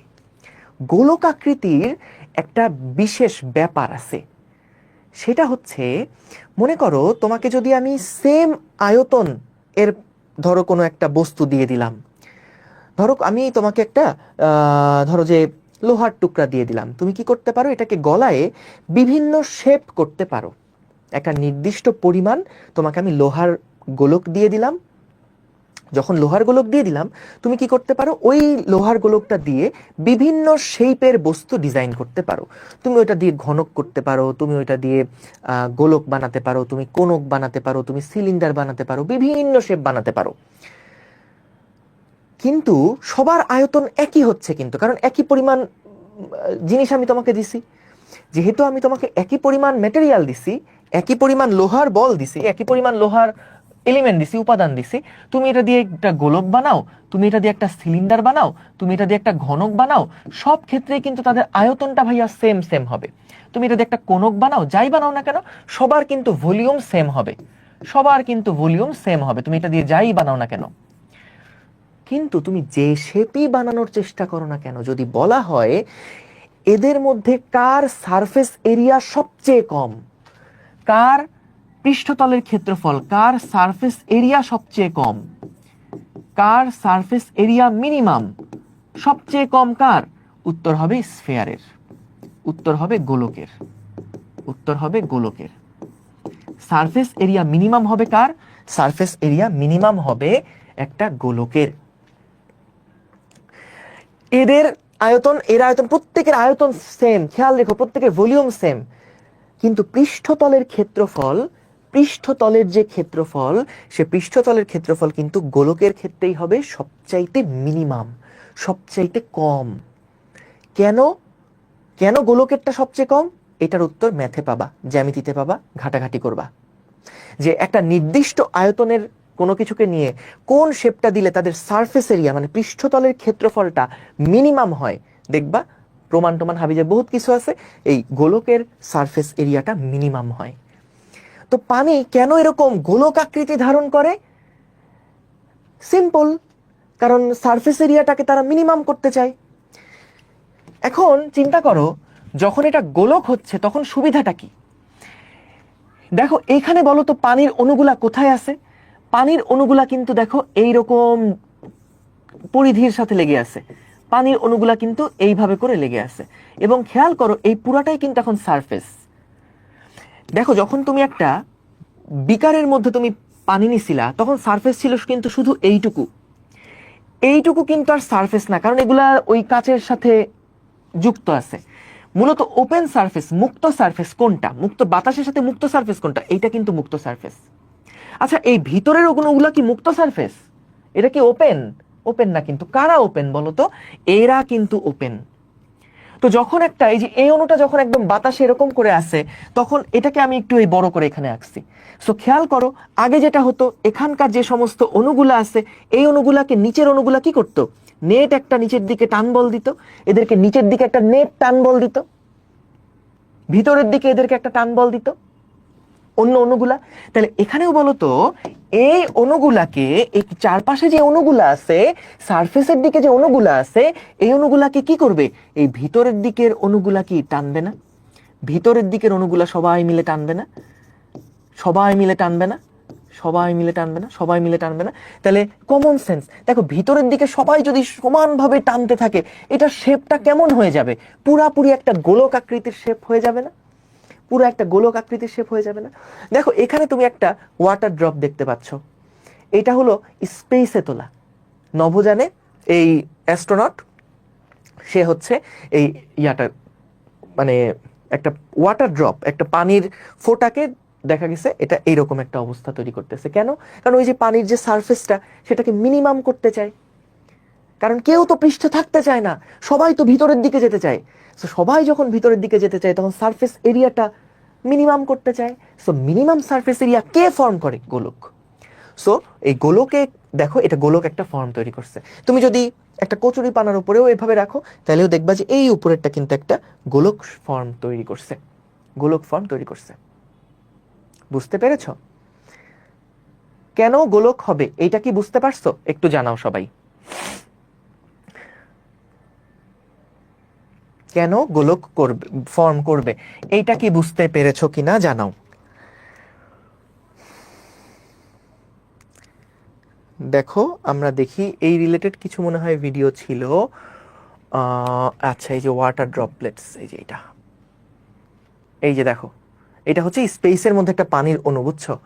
এই যে এর মধ্যে একটা ট্যাবলেটকে ইনজেক্ট করছে, এই যে এটা সেই ট্যাবলেটটা, দেখো একদম ফুল রাউন্ড একটা শেপ এটা কিন্তু তৈরি করছে, ফুল রাউন্ড একটা শেপ এটা তৈরি করছে, এটা স্পেসের মধ্যে।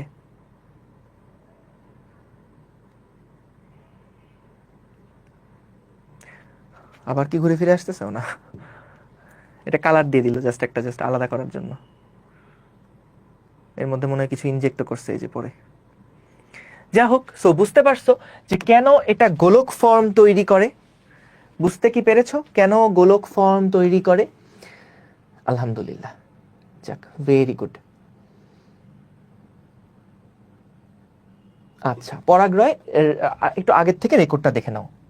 ওকে, তাহলে আমরা এইটা বুঝলাম যে উপরের যে অণুগুলা আছে সেই অণুগুলার উপরে যেহেতু একটা বল কাজ করতেছে, যে সারফেস এর অণুগুলার উপরে যেহেতু একটা বল কাজ করছে, ওরা ওই বলের বিরুদ্ধে এখানে অবস্থান করছে। সো যখনই বলের বিরুদ্ধে অবস্থান করবে, সংরক্ষণশীল বলের বিরুদ্ধে অবস্থান করবে, সেইখানেই তার মধ্যে একটা বিভব শক্তি জমা থাকবে। সো এদের মধ্যে বিভব শক্তি আছে, তারা কি চায়, এই বিভব শক্তিটাকে মিনিমাম করতে চায়। সো মিনিমাম করার জন্য উপরে বেশি সংখ্যক অণু থাকতে চাইবে না, তারা সবাই কিন্তু নিচের দিকে যাইতে চাইবে। তাহলে উপরের দিকের অণুগুলা যদি কম কম থাকে, তাহলে উপরের সারফেস এরিয়াগুলোও কি হবে, কম কম থাকবে। সো সবাই চায় সারফেস এরিয়াটাকে মিনিমাম করতে। সো এর জন্য দেখলাম একদম ওপেন স্পেসে, এটা কিন্তু পড়াগ্রামে বলে দিলাম কিন্তু মাত্র আবার। সো আমরা এই ওপেন স্পেসে যেটা দেখলাম সেটা হচ্ছে যে আমাদের এটা কেন এরকম গোলক একটা ফর্ম তৈরি করে। তো ভালো কথা, বুঝলাম। এখন আমাদের কাজ হচ্ছে আমরা দেখতে চাই যে এই পৃষ্ঠটানটা এটা কি সকল তরলের জন্য একই রকম হবে। উত্তর হলো না, এটা এক এক তরলের জন্য এক এক রকম হবে। তাইলে এই পৃষ্ঠটানটা আমি আসলে মাপবো কিভাবে, পৃষ্ঠটানটা আমি মাপবো কিভাবে? সো দেখো, পৃষ্ঠটান মাপার জন্য আমরা আসলে এখন কি করব। দেখো, এখন থেকে যা যা লিখবো সবকিছু খাতায় তুলবা, এখন থেকে যা যা লিখবো সবকিছু খাতায় তুলবা। সো খেয়াল করো, পৃষ্ঠটান মাপার জন্য আমরা কি কি করব। সো আমরা মনে করো যে কোনো একটা, ধরো একটা পানির সারফেস নিলাম, কোনো একটা মনে করো এরকম পানির একটা সারফেস নিলাম। আচ্ছা, পানির সারফেস এভাবে না নেই, পানির সারফেসটা এইভাবে না নেই, ধরো এইরকম একটা পানির সারফেস, একটু বড় নিলে ভালো হয়। আচ্ছা, মনে করো এইরকম একটা পানির সারফেস নিছি আমি, এইটা হচ্ছে গিয়ে আমাদের একটা পানির সারফেস। এই যে ধরো একটা পানির সারফেস, এইখানে হচ্ছে আমাদের এই যে এইটা হচ্ছে গিয়ে ধরো আমাদের সেই বিকারটা, এর উপরে আমরা হচ্ছে একটা পানির সারফেস নিছি, ঠিক আছে। সো এটা হচ্ছে একটা পানির উপরিতল, কিন্তু এই নিচে এখানে পানি আছে, এই নিচে এই জায়গাগুলোতে পানি আছে, এখানে পানি আছে, আর উপরে ওইটা হলো সারফেসটা, এখানে আমাদের পানি আছে, আর উপরের এইটা হলো সারফেসটা। আচ্ছা, ঠিক আছে। এখন আমরা যেটা দেখছি, আমরা কি করতে চাই এখন, আমরা এখন পৃষ্ঠটানটা মাপতে চাই। যে এই যে পাশাপাশি যে অণুগুলা আছে, এই অণুগুলা যে একটা টান টান পর্দা সৃষ্টি করতেছে, তারা যে একটা বেলুনের পর্দার মতন টান টান হয়ে আছে, মেমব্রেন একটা টান টান হয়ে আছে, এই পৃষ্ঠটানের মানটা কত, এইটা আমরা হিসাব করতে চাই, এইটা আমরা হিসাব করতে চাই, ঠিক আছে। তাহলে খেয়াল করো, এখন এইটা পরিমাপ করার জন্য তো একটা ভেজালের মধ্যে পড়ে গেলাম। কিরকম ভেজাল, এখন যা লিখতেছি এটা লিখো না, আমি এটা মুছে দিব আবার। খেয়াল করো, দেখো আমাদের এই তরলের উপরে তো অনেকগুলাই অণু আছে, তাই না, অনেকগুলা পানির অণু আছে না, অসংখ্য অসংখ্য এখানে পানির অণু আছে, অসংখ্য অসংখ্য এখানে পানির অণু আছে, এখানে অনেক পানির অণু আছে। তো কথা হচ্ছে যে এই পানির অণুগুলা তো আসলে একটা আরেকটাকে আকর্ষণ করছে, এইটা এটাকে আকর্ষণ করছে, এইটা এটাকে আকর্ষণ করছে, এদিকে আকর্ষণ আছে, এইটা এটাকে আকর্ষণ করছে। সো প্রত্যেকটা অণুই কিন্তু পাশাপাশি যে সমস্ত অণুগুলো আছে, সারফেসের অণুগুলার কথা বলছি, ওই সারফেসের অণুগুলা কিন্তু আমাদের প্রত্যেকটাই একটা আরেকটাকে কি করতেছে, আকর্ষণ করতেছে। তো এখন ভাই আমাকে বলছে পৃষ্ঠ টান বের করতে, মহা মুসিবত। আমি এই পৃষ্ঠ টান এখন কেমনে বের করব, কারণ এই একটা অণু এর টানে, এই সারফেসের অণুগুলাই তো একটা একটাকে টানতেছে। ভাই এগুলা কিন্তু সব সারফেস, এটা কিন্তু পুরাটা পৃষ্ঠ, এইটা পুরাটা কিন্তু পৃষ্ঠ, এই পুরাটা উপরেরটা কিন্তু পৃষ্ঠ। সো এই পৃষ্ঠের প্রত্যেকটা অণু কিন্তু একটা আরেকটাকে টানতেছে, একটা আরেকটাকে টানতেছে, মহা মুসিবত। এখন আমি টান বল কেমনে হিসাব করব? তো বিজ্ঞানীরা তখন বললো যে আচ্ছা, টান বলটা তো এখানে হিসাব করা ঝামেলা, তাহলে আমরা একটা কাজ করি। কি কাজ করব? আমরা চলো একটা আরেকটাকে টান দিচ্ছে, এখান থেকে তো পৃষ্ঠ টান বের করতে পারবো না, তাহলে আমরা একটা কাজ করি। আমরা ধরো পাশাপাশি দুইটা অণু, এই যে ধরো পাশাপাশি দুইটা অণু, এই পাশাপাশি দুইটা অণু আমি নিলাম, ধরো একদম পাশাপাশি দুইটা অণুকে আমি সিলেক্ট করলাম, এখানে আরো প্রচুর অণু আছে, আমি জাস্ট পাশাপাশি দুই সেট অণুকে আমি এখানে চুজ করলাম।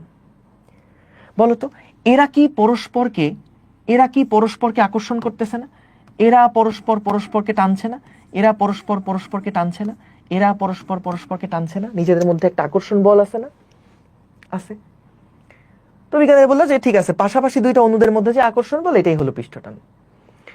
এখন কথা হচ্ছে যে আরো একটা ঝামেলার মধ্যে পড়া গেল, যে আমি এইটাই আসলে হিসাব করব কিভাবে, যে পাশাপাশি অণুগুলোর মধ্যে আকর্ষণ বল কত, এটা তো একটা ঝামেলা। তো তখন বললো আচ্ছা ঠিক আছে, তাহলে আমরা একটা কাজ করি, আমরা একটা একটা দাগ ফিক্স করে দিই, আমরা একটা ইমাজিনারি লাইন টানি, একটা কাল্পনিক একটা রেখা টানি, একটা কাল্পনিক রেখা টানি, এই যে একটা সবুজ লাইন দিয়ে দিলাম, একটা কাল্পনিক রেখা টানি।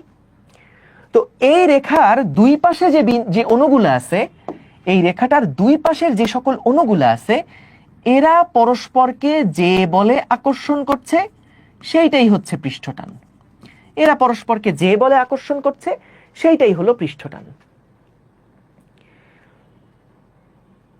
এখন এটা শুনে আবার আরেকজন বলল যে ভাই তো মুসিবতের কথা বললেন, ধরেন আপনি নিছেন 2 মিটার দৈর্ঘ্যের একটা লাইন, আর আমি এখানে ছোট্ট 1 মিটার দৈর্ঘ্যের একটা লাইন নিছি, তাহলে খুব স্বাভাবিকভাবে এখানে যেই 5টা অণু এদের মধ্যে যে আকর্ষণটা হবে, এখানে ধরেন 2টা অণু আছে, তাহলে এদের মধ্যে কি আকর্ষণ বল সেম হবে নাকি? চিন্তা করো, এই লাইনটার দুই পাশে যে 5টা অণু আছে ভাই, 5জন থাকলে তারা টোটাল যে টানটা দিতে পারবে, যদি মাত্র দুই পাশে দুইটা করে অণু থাকে, এরা কি সেম টান দিতে পারবে? কখনো পারবে? এদের টানটা কি কম হয়ে যাবে না? কম হয়ে যাবে। তাহলে এখন আমরা আসলে দৈর্ঘ্য চেঞ্জ করার কারণে কে কতটুকু কাল্পনিক দৈর্ঘ্য নিচ্ছে, সে কাল্পনিক দৈর্ঘ্য চেঞ্জ করার কারণে দেখা গেল টান, পৃষ্ঠ টান, একটা তরলের ধর্ম সেটা নাকি পরিবর্তন হয়ে যায়। তো এটা তো ঝামেলা হয়ে গেল। তো তখন বিজ্ঞানীরা ঠিক করে দিল, আচ্ছা ঠিক আছে, সবকিছু মিলে আমরা একটা জিনিস ঠিক করলাম, সেটা হচ্ছে তুমি দেখবা যে কোনো একটা তরলের একক দৈর্ঘ্যে, অর্থাৎ এই দৈর্ঘ্যটা আমরা সবসময় 1 মিটার বিবেচনা করব। সো এই 1 মিটার দৈর্ঘ্যে অণুগুলোর মধ্যে টান কত, এটাই হচ্ছে পৃষ্ঠটান। 1 মিটার দৈর্ঘ্যের অণুগুলোর মধ্যে টান কত। তাহলে তারা যখন একটা দৈর্ঘ্য ফিক্স করে দিল, তখন কিন্তু সবকিছু স্ট্যান্ডার্ড। আচ্ছা তাহলে তেলের জন্য মাপতে গেলেও 1 মিটার দৈর্ঘ্য নিয়ে দেখবো টান কত, মধুর জন্যও পৃষ্ঠটান মাপতে গেলে ওর উপর কাল্পনিক একটা রেখা টেনে দেখবো যে 2টা অণুর মধ্যে টান কত। এই টান কেমনে বের করে আসবো? আবার পানির ক্ষেত্রেও 1 মিটার দৈর্ঘ্যের দুই পাশে যে টানটা, সেই টানটা কত সেটা আমরা বের করব। তো তাহলে দেখো এইটা তখন ঠিক হয়ে গেল। আচ্ছা ঠিক আছে, তাহলে যেহেতু 1 মিটার দৈর্ঘ্যের টান, তো কেউ যদি ধরো এল দৈর্ঘ্য নিল, কেউ 1 মিটার নিল না, কেউ এল দৈর্ঘ্য নিল, তাহলে সে কি আর টান বল হিসাব করতে পারবে না? হ্যাঁ পারবে, সে ঐকিক নিয়ম করে করবে। অর্থাৎ মনে করো সে দেখলো যে এই এল দৈর্ঘ্যে যে টান বলগুলো একজন আরেকজনকে দিচ্ছে, টোটাল টান বল হচ্ছে এফ। সো এল দৈর্ঘ্যে যে টান বল এই অণুগুলা পাশাপাশি অণুগুলো একটা আরেকটাকে দিচ্ছে, সেটা হলো মনে করো এফ। তাহলে একক দৈর্ঘ্যে এই টান বলটা কত, সেটা হলো এফ বাই এল। এই একক দৈর্ঘ্যে যে টানটা, দেখো কেউ 10 মিটার নিতে পারে, কেউ 4 মিটার নিতে পারে, যে যা খুশি নেক, কিন্তু পৃষ্ঠ টান আমরা কোনটাকে বলবো? 1 মিটার দৈর্ঘ্যের দুই পাশে যে টানটা, সেটা হচ্ছে গিয়ে আমাদের পৃষ্ঠ টান। এই পৃষ্ঠ টানকে আমরা প্রকাশ করি কি দিয়ে? টি দিয়ে প্রকাশ করি। এই পৃষ্ঠ টানকে আমরা প্রকাশ করি টি দিয়ে। এই পৃষ্ঠ টানকে আমরা প্রকাশ করি টি দিয়ে। ঠিক আছে, আচ্ছা গেল। সো তাইলে খেয়াল করো, আমরা এখানে যেটা দেখলাম যে এই যে পাশাপাশি অণুগুলার একটা আরেকটাকে যে আকর্ষণটা দিচ্ছে, যেমন যদি তুমি এই ছবিটার দিকে তাকাও, যেটা আমি তখন আঁকছিলাম, যেটা এখানে যেটা লেখা ছিল, দেখো যে এই পাশাপাশি যে অণুগুলো আছে, ধরো ভাইয়া তুমি এই পাশাপাশি 2টা অণুর কথা চিন্তা করো, বলতো এই অণুটা এই ডান পাশেরটাকে বাম দিকে টানছে, তো এই অণুটাও কি এইটাকে ডান দিকে টানবে না? নাকি এই অণুটাও কি এটাকে ডান দিকে টানবে না? তো এই যে পরস্পরকে যে টান বলটা দিচ্ছে, একক দৈর্ঘ্যেই টান বলটা কত, সেইটাই কিন্তু পৃষ্ঠটান, সেইটাই হচ্ছে পৃষ্ঠটান। ভালো কথা ভাইয়া, বুঝলাম। কিন্তু আপনি একদম শুরুতে যে আমাদেরকে দেখালেন, এই যে একটা ব্লেড ভেসে আছে, বা একটা ওই যে আলপিন ভেসে আছে, এই ভেসে থাকার রিজনটা কি, এটার কারণটা কি? যে কোনো একটা কিছু যদি স্থির থাকতে হয়, তাহলে তো সেখানে লব্ধি বল 0 হতে হবে। তো ওই আলপিনের তো একটা এমজি আছে, তাহলে সেখানে আমাদের ওই আলপিনটা কিভাবে করে ভেসে আছে?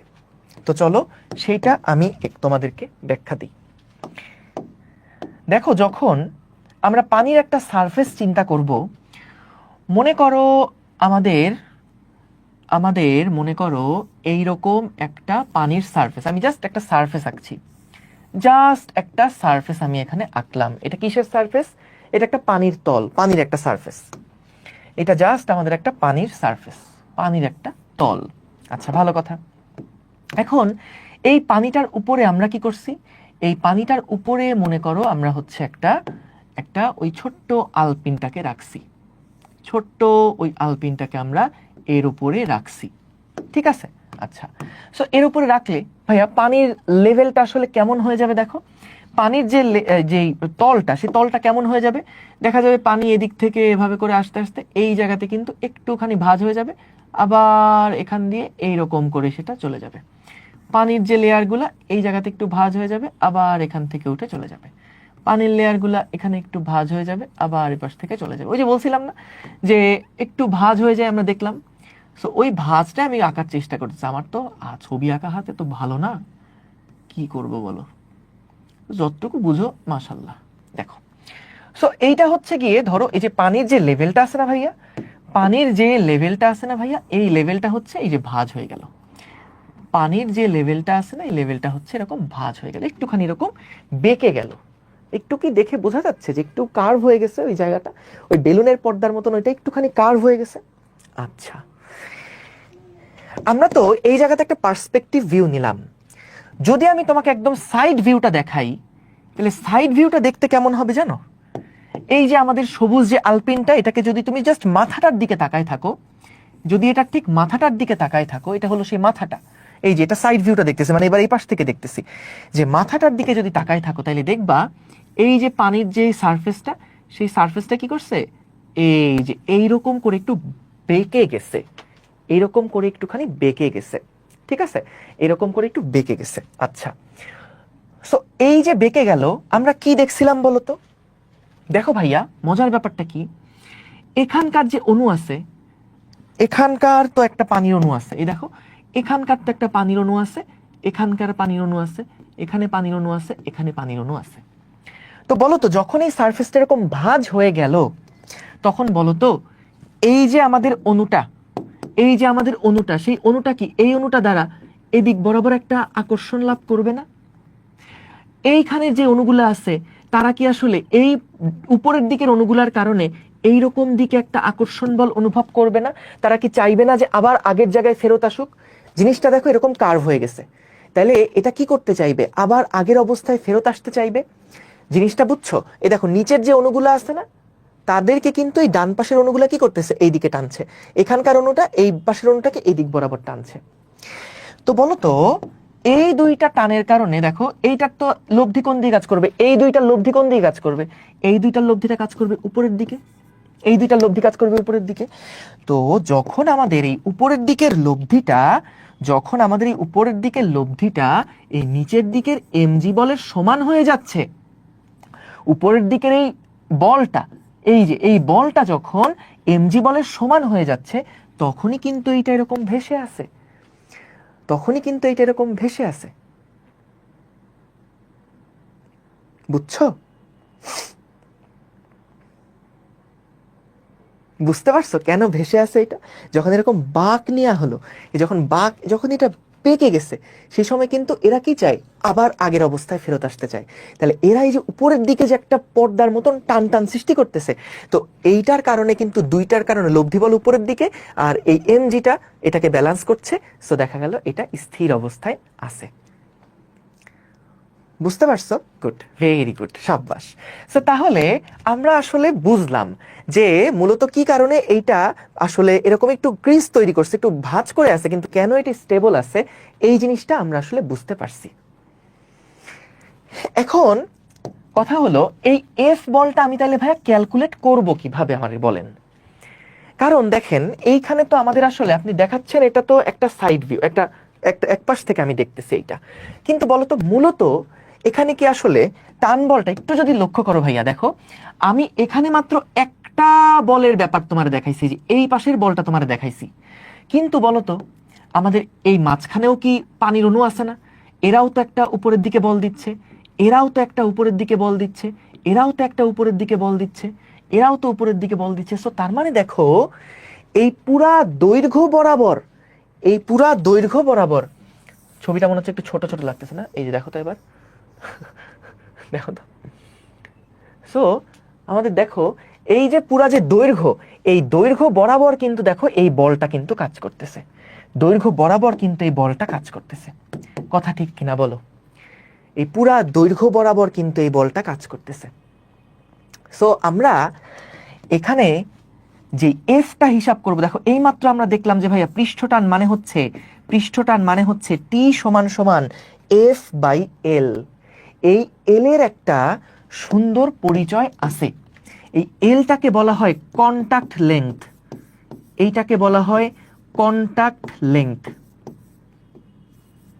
অর্থাৎ কতটুকু দৈর্ঘ্য জুড়ে এটা ওই পদার্থটাকে স্পর্শ করে আছে, কতটুকু দৈর্ঘ্য জুড়ে এটা পদার্থকে স্পর্শ করে আছে। বা আমরা এভাবে লিখতে পারি যে যতটুকু দৈর্ঘ্য, যতটুকু দৈর্ঘ্য পদার্থকে বা বস্তুকে, যতটুকু দৈর্ঘ্য বস্তুকে কন্টাক্ট করে আছে বা স্পর্শ করে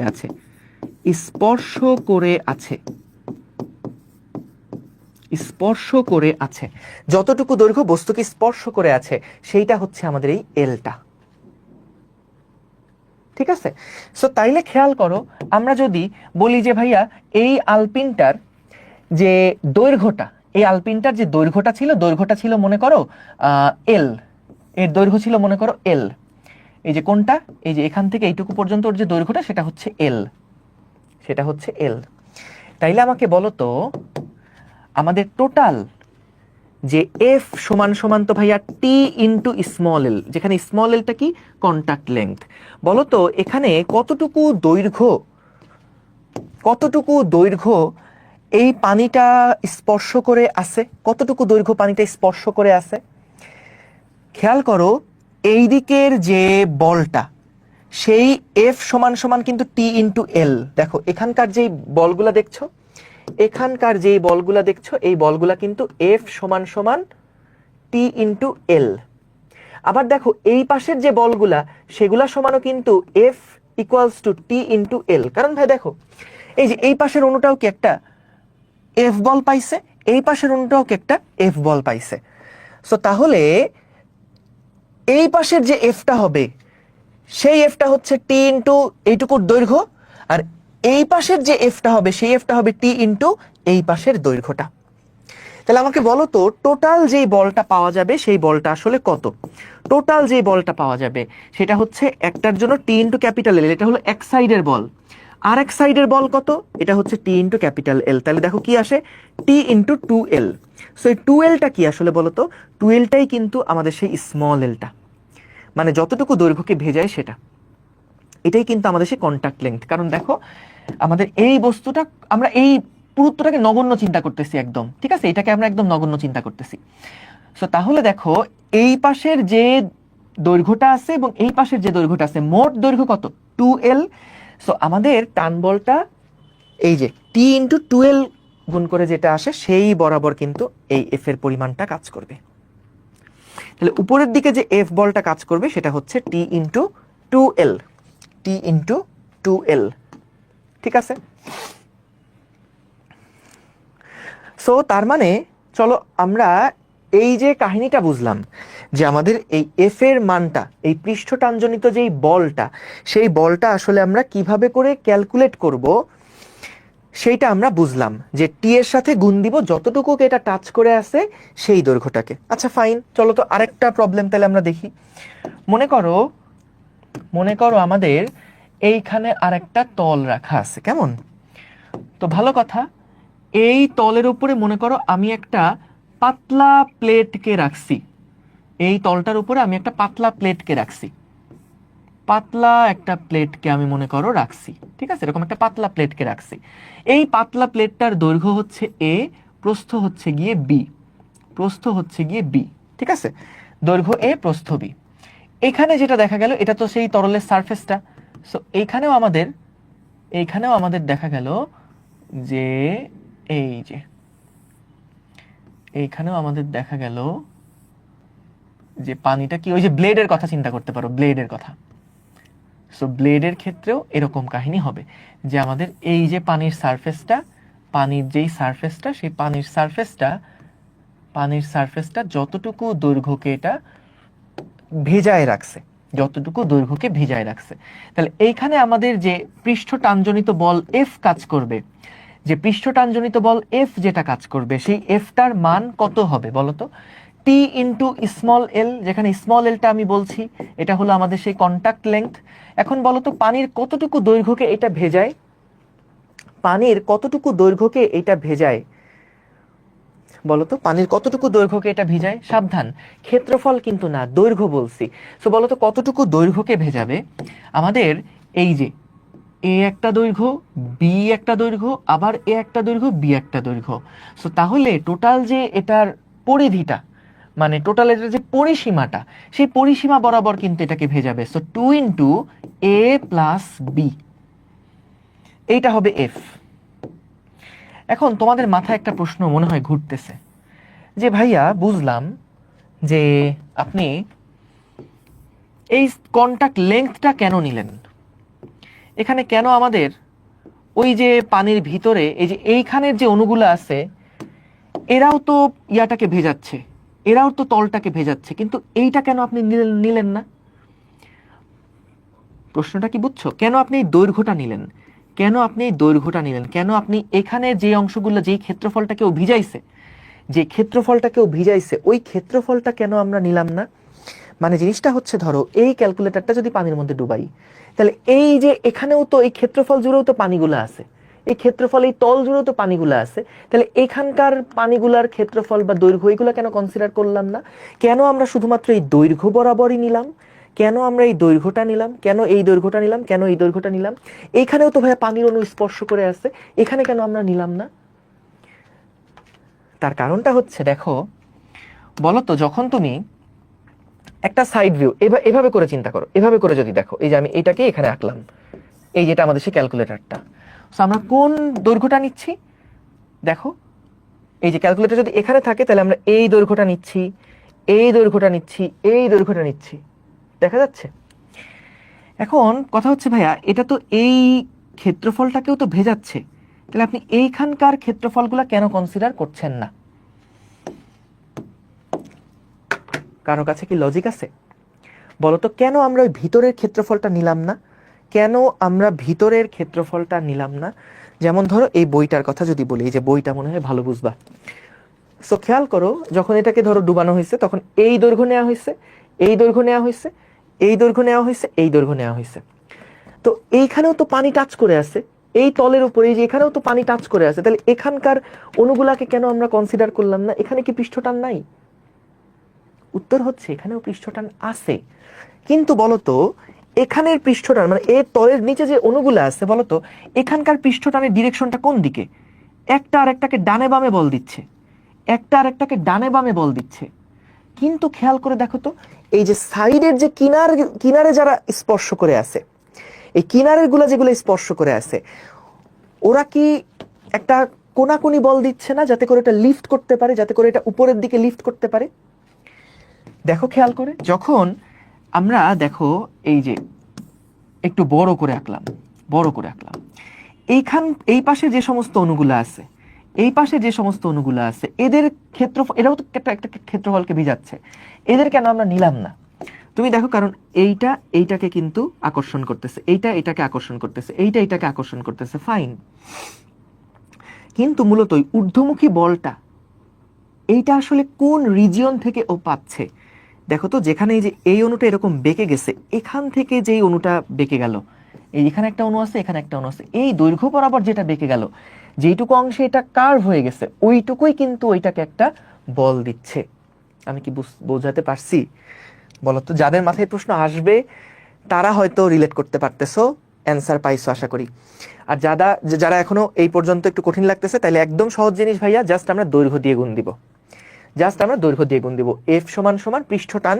এই টান বলের যে মানটা, এই মানটা কিন্তু সকল মানে একটা নির্দিষ্ট তরলের জন্য এটা ফিক্সড। এই টি এর মানটা কিন্তু একটা নির্দিষ্ট তরলের জন্য ফিক্সড, ঠিক আছে? এল এর মান বিভিন্ন রকম হলে এফ এর মানটাও বিভিন্ন রকম হবে। তো যেটা আমি এখানে বললাম যে ধর এইখানে যে অণুগুলো আছে, এই যে এখানেও তো কিছু অণু আছে, এখানেও তো পানির অণুগুলো আছে, তাহলে এই দৈর্ঘ্যটা কেন নিলাম না? কারণ তলের নিচেও তো কিছু অণু আছে, কারণ তারা কিন্তু আসলে দেখো ওই যে যে পৃষ্ঠ টানজনিত যে বলটা, এই বলটা কিন্তু তারা বস্তুর উপর প্রয়োগ করতে পারতেছে না। এই বলটা কিন্তু তারা বস্তুর উপর প্রয়োগ করতে পারতেছে না, ওরা নিজেদের উপরে এটা প্রয়োগ করতেছে, বুঝছো? ভেরি গুড, শাবাশ। আচ্ছা যাই হোক, ওটা এক্সট্রা কথাবার্তা বললাম। তো আমরা যেটা দেখলাম সেটা হচ্ছে, দেখো যদি আমরা এবার আরেকটা কেস নেই, ধরো এইটা হচ্ছে কি আমাদের একটা সারফেস, এটা একটা লিকুইডের সারফেস, এবং ভাইয়া এইটার উপরে আমরা মনে করো একটা রাখছি, আমরা একটা ডিস্ক রাখছি, একটা চাকতিকে রাখছি। কেমন? আমরা এই জায়গাতে একটা চাকতিকে রাখছি, একটা চাকতি, যেই চাকতিটার ব্যাসার্ধ আমাদেরকে বলে দিছে, ব্যাসার্ধ হচ্ছে গিয়ে আর। তাহলে বলো তো এখানে আমাদের এই যে তরলের সারফেসটা এভাবে আছে, এই যে তরলের সারফেসটা এভাবে করে আছে, এটা হলো তরলের সারফেসটা। সো এখান থেকে পানি এই যে এভাবে চলে গেছে, পানি এভাবে করে চলে গেছে, ঠিক আছে? সো তাহলে এখানে আমাদের বলতো যে পৃষ্ঠটানজনিত বল আমরা পাবো এফ সমান সমান টি ইন্টু স্মল এল, বলতো এই স্মল এলটা কত হবে? সো আর ব্যাসার্ধে বলতো কতটুকু দৈর্ঘ্যকে এটা টাচ করবে, কতটুকু দৈর্ঘ্যকে এটা টাচ করবে? 2 পাই আর। তাহলে টি ইন্টু 2 পাই আর হবে, ঠিক আছে? 2 পাই আর। Very good. আচ্ছা আচ্ছা, যদি এরকম কাহিনী হয়, ধরো যদি এরকম কাহিনী হয় ভাইয়া, যে ধরো আমরা এইবার একটা বস্তু নিলাম, এইটা হচ্ছে একটা সারফেস, ঠিক আছে, কিন্তু এটা একটা রিং, যেটার একটা পুরুত্ব আছে, এই যে যেটার একটা পুরুত্ব আছে, হ্যাঁ? তো এইটার যে আমাদের আচ্ছা প্রথমে পুরুত্ব না দেই, প্রথমে একদম চিকন একটা নগণ্য, একদম পাতলা একটা রিং আছে, একদম পাতলা একটা রিং আছে। সো এই পাতলা রিং এরও মনে করো ব্যাসার্ধ হচ্ছে গিয়ে আর। তাহলে এখানে বলতো এটা কতটুকু পানিকে ভেজাবে বলতো? দেখো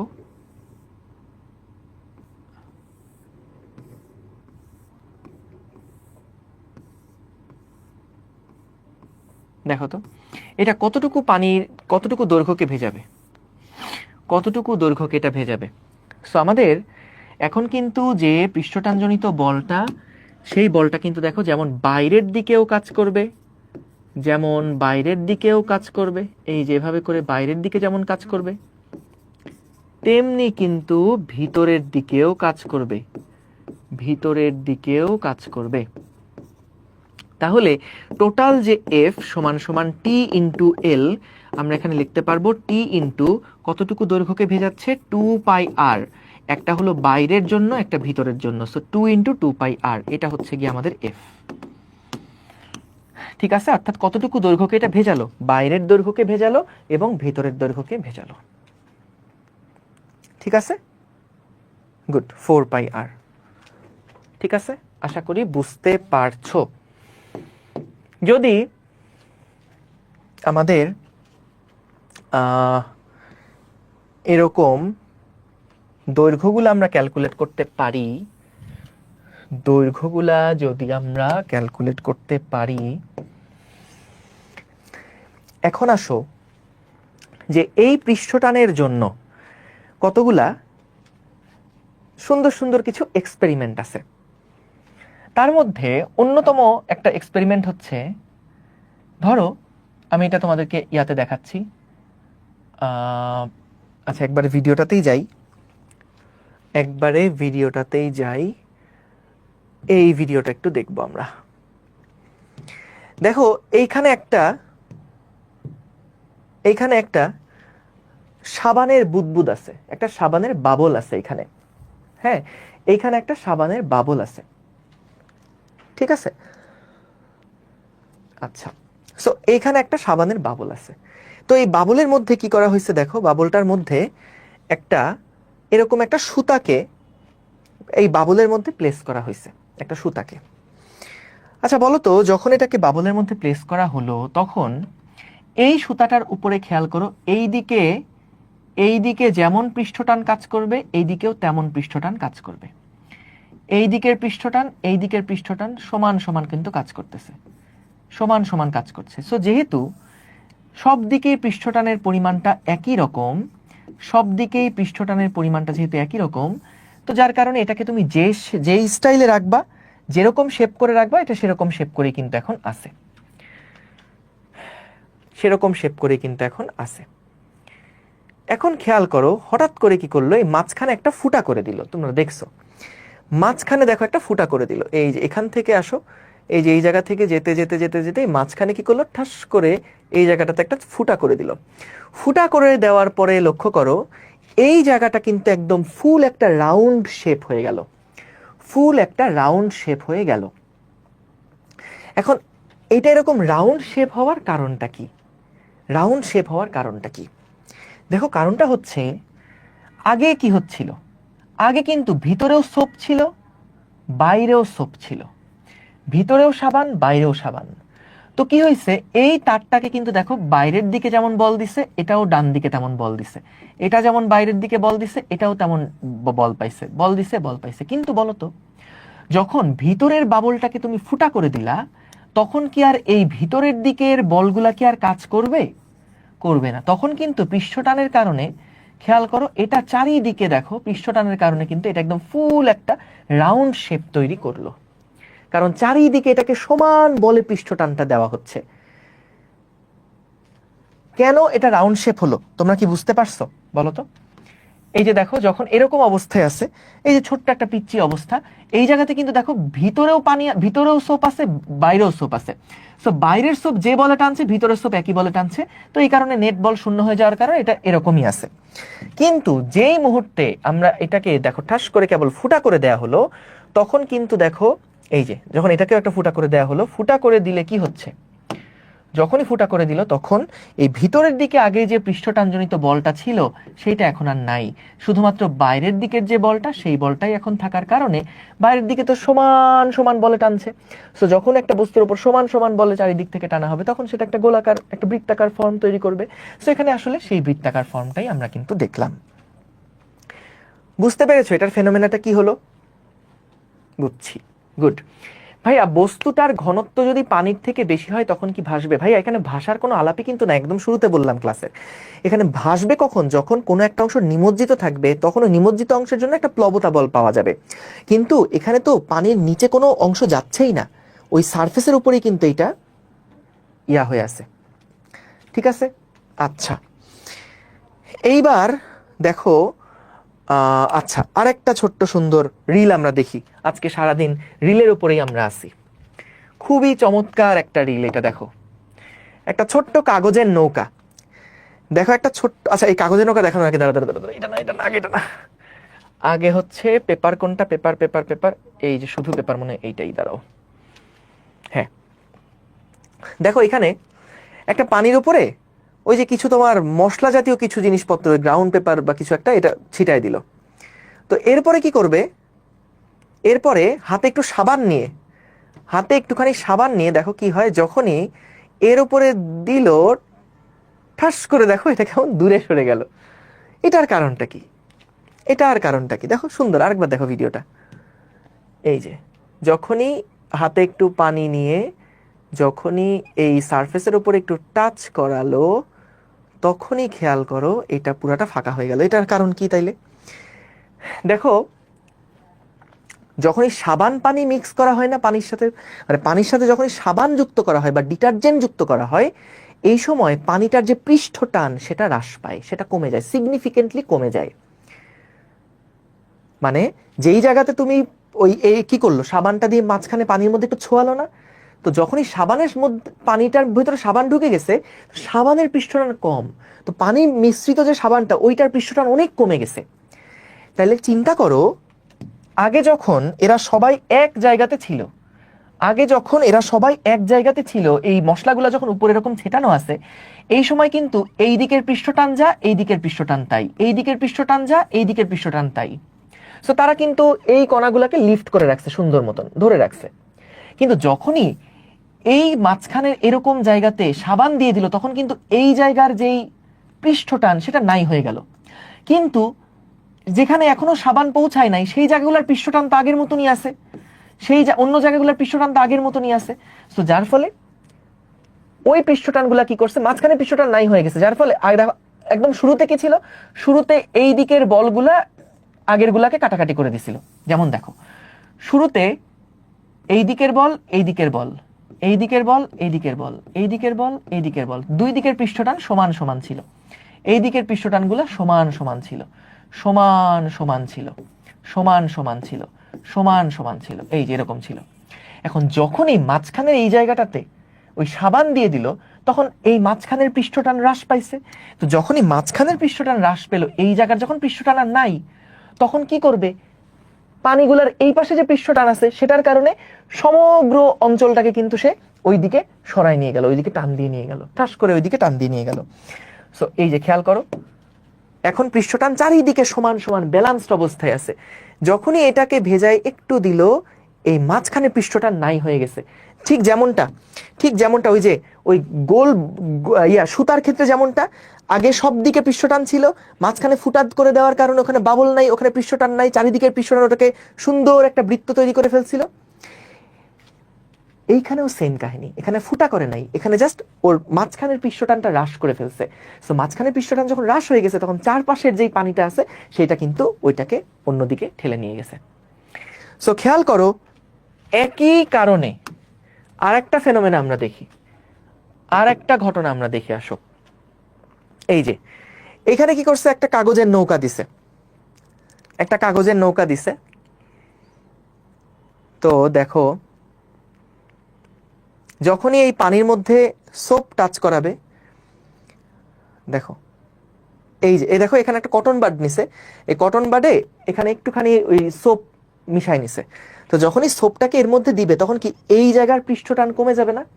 তাহলে এক পাশের পৃষ্ঠটান কমে যাবে, আরেক পাশের পৃষ্ঠটান থাকবে। সো আরেক পাশের পৃষ্ঠটান কিন্তু এটাকে সাই করে বোর্ডটাকে সামনের দিকে আগায় নিয়ে যাবে। এই দেখো, এই দেখো, এই দেখো,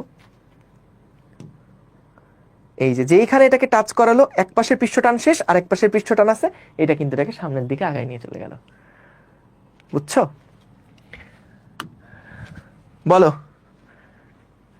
জিনিসগুলা কি বুঝতে পারছো?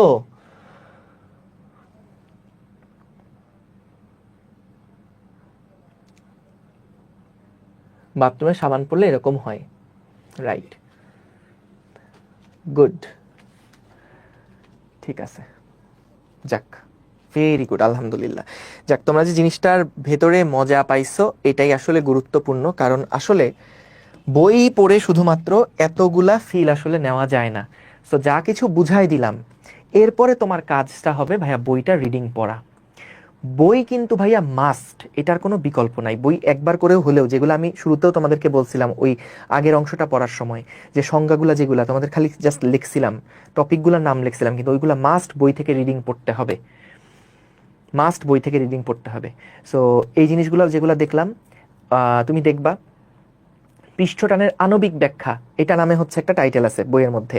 ওই আণবিক ব্যাখ্যার মধ্যে ওই যে নিচের দিকে কেন নেট ফোর্স শূন্য, উপরের দিকে কেন নেট একটা ফোর্স আছে, কেন উপরের দিকে বিভব শক্তি কম, ওই জিনিসগুলো বই থেকে রিডিং পড়বা, এটা মাস্ট, অবশ্যই পড়বা। ঠিক আছে, এটা পড়লা।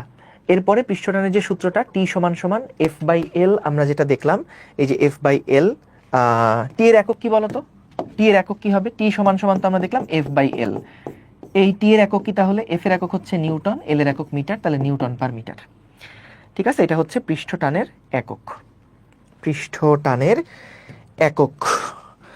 ঠিক আছে, আমরা তাহলে মোটামুটি জিনিসগুলা বুঝলাম, ফাইন।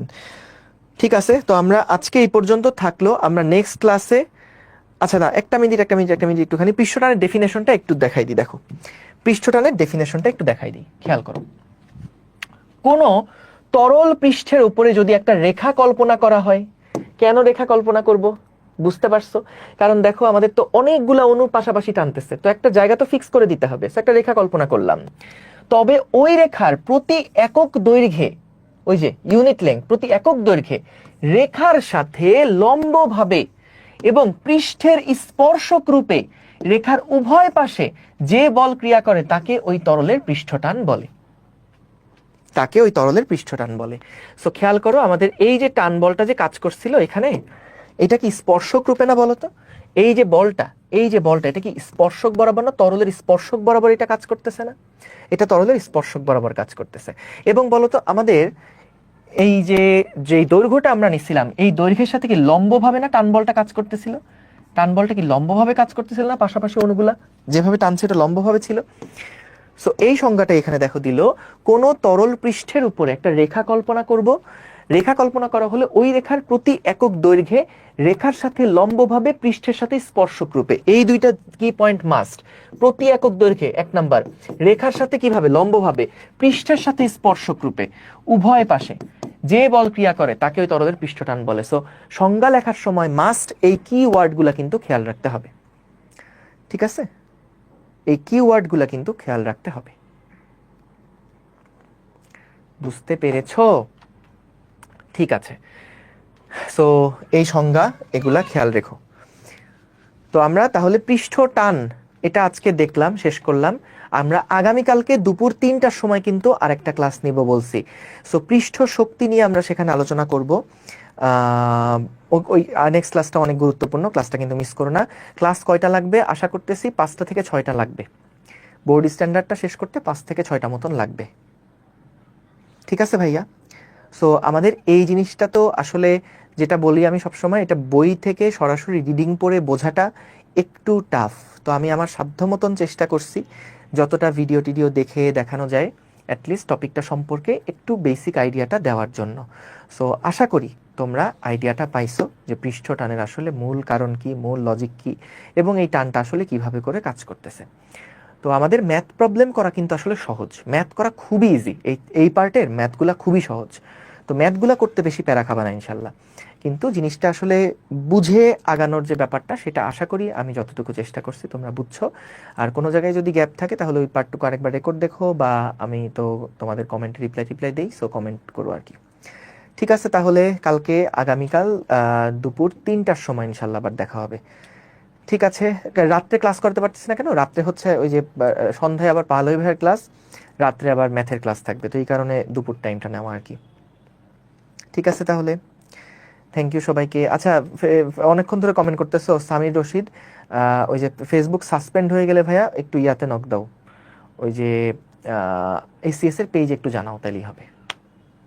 ঠিক আছে, ওকে, ঠিক আছে, থ্যাংক ইউ সবাইকে, আসসালামু আলাইকুম, আল্লাহ হাফিজ। না ভাই সকালে নিতে পারবো না, সকালে আমার অফলাইন আছে। আল্লাহ হাফিজ, টাটা, থ্যাংক ইউ সবাইকে।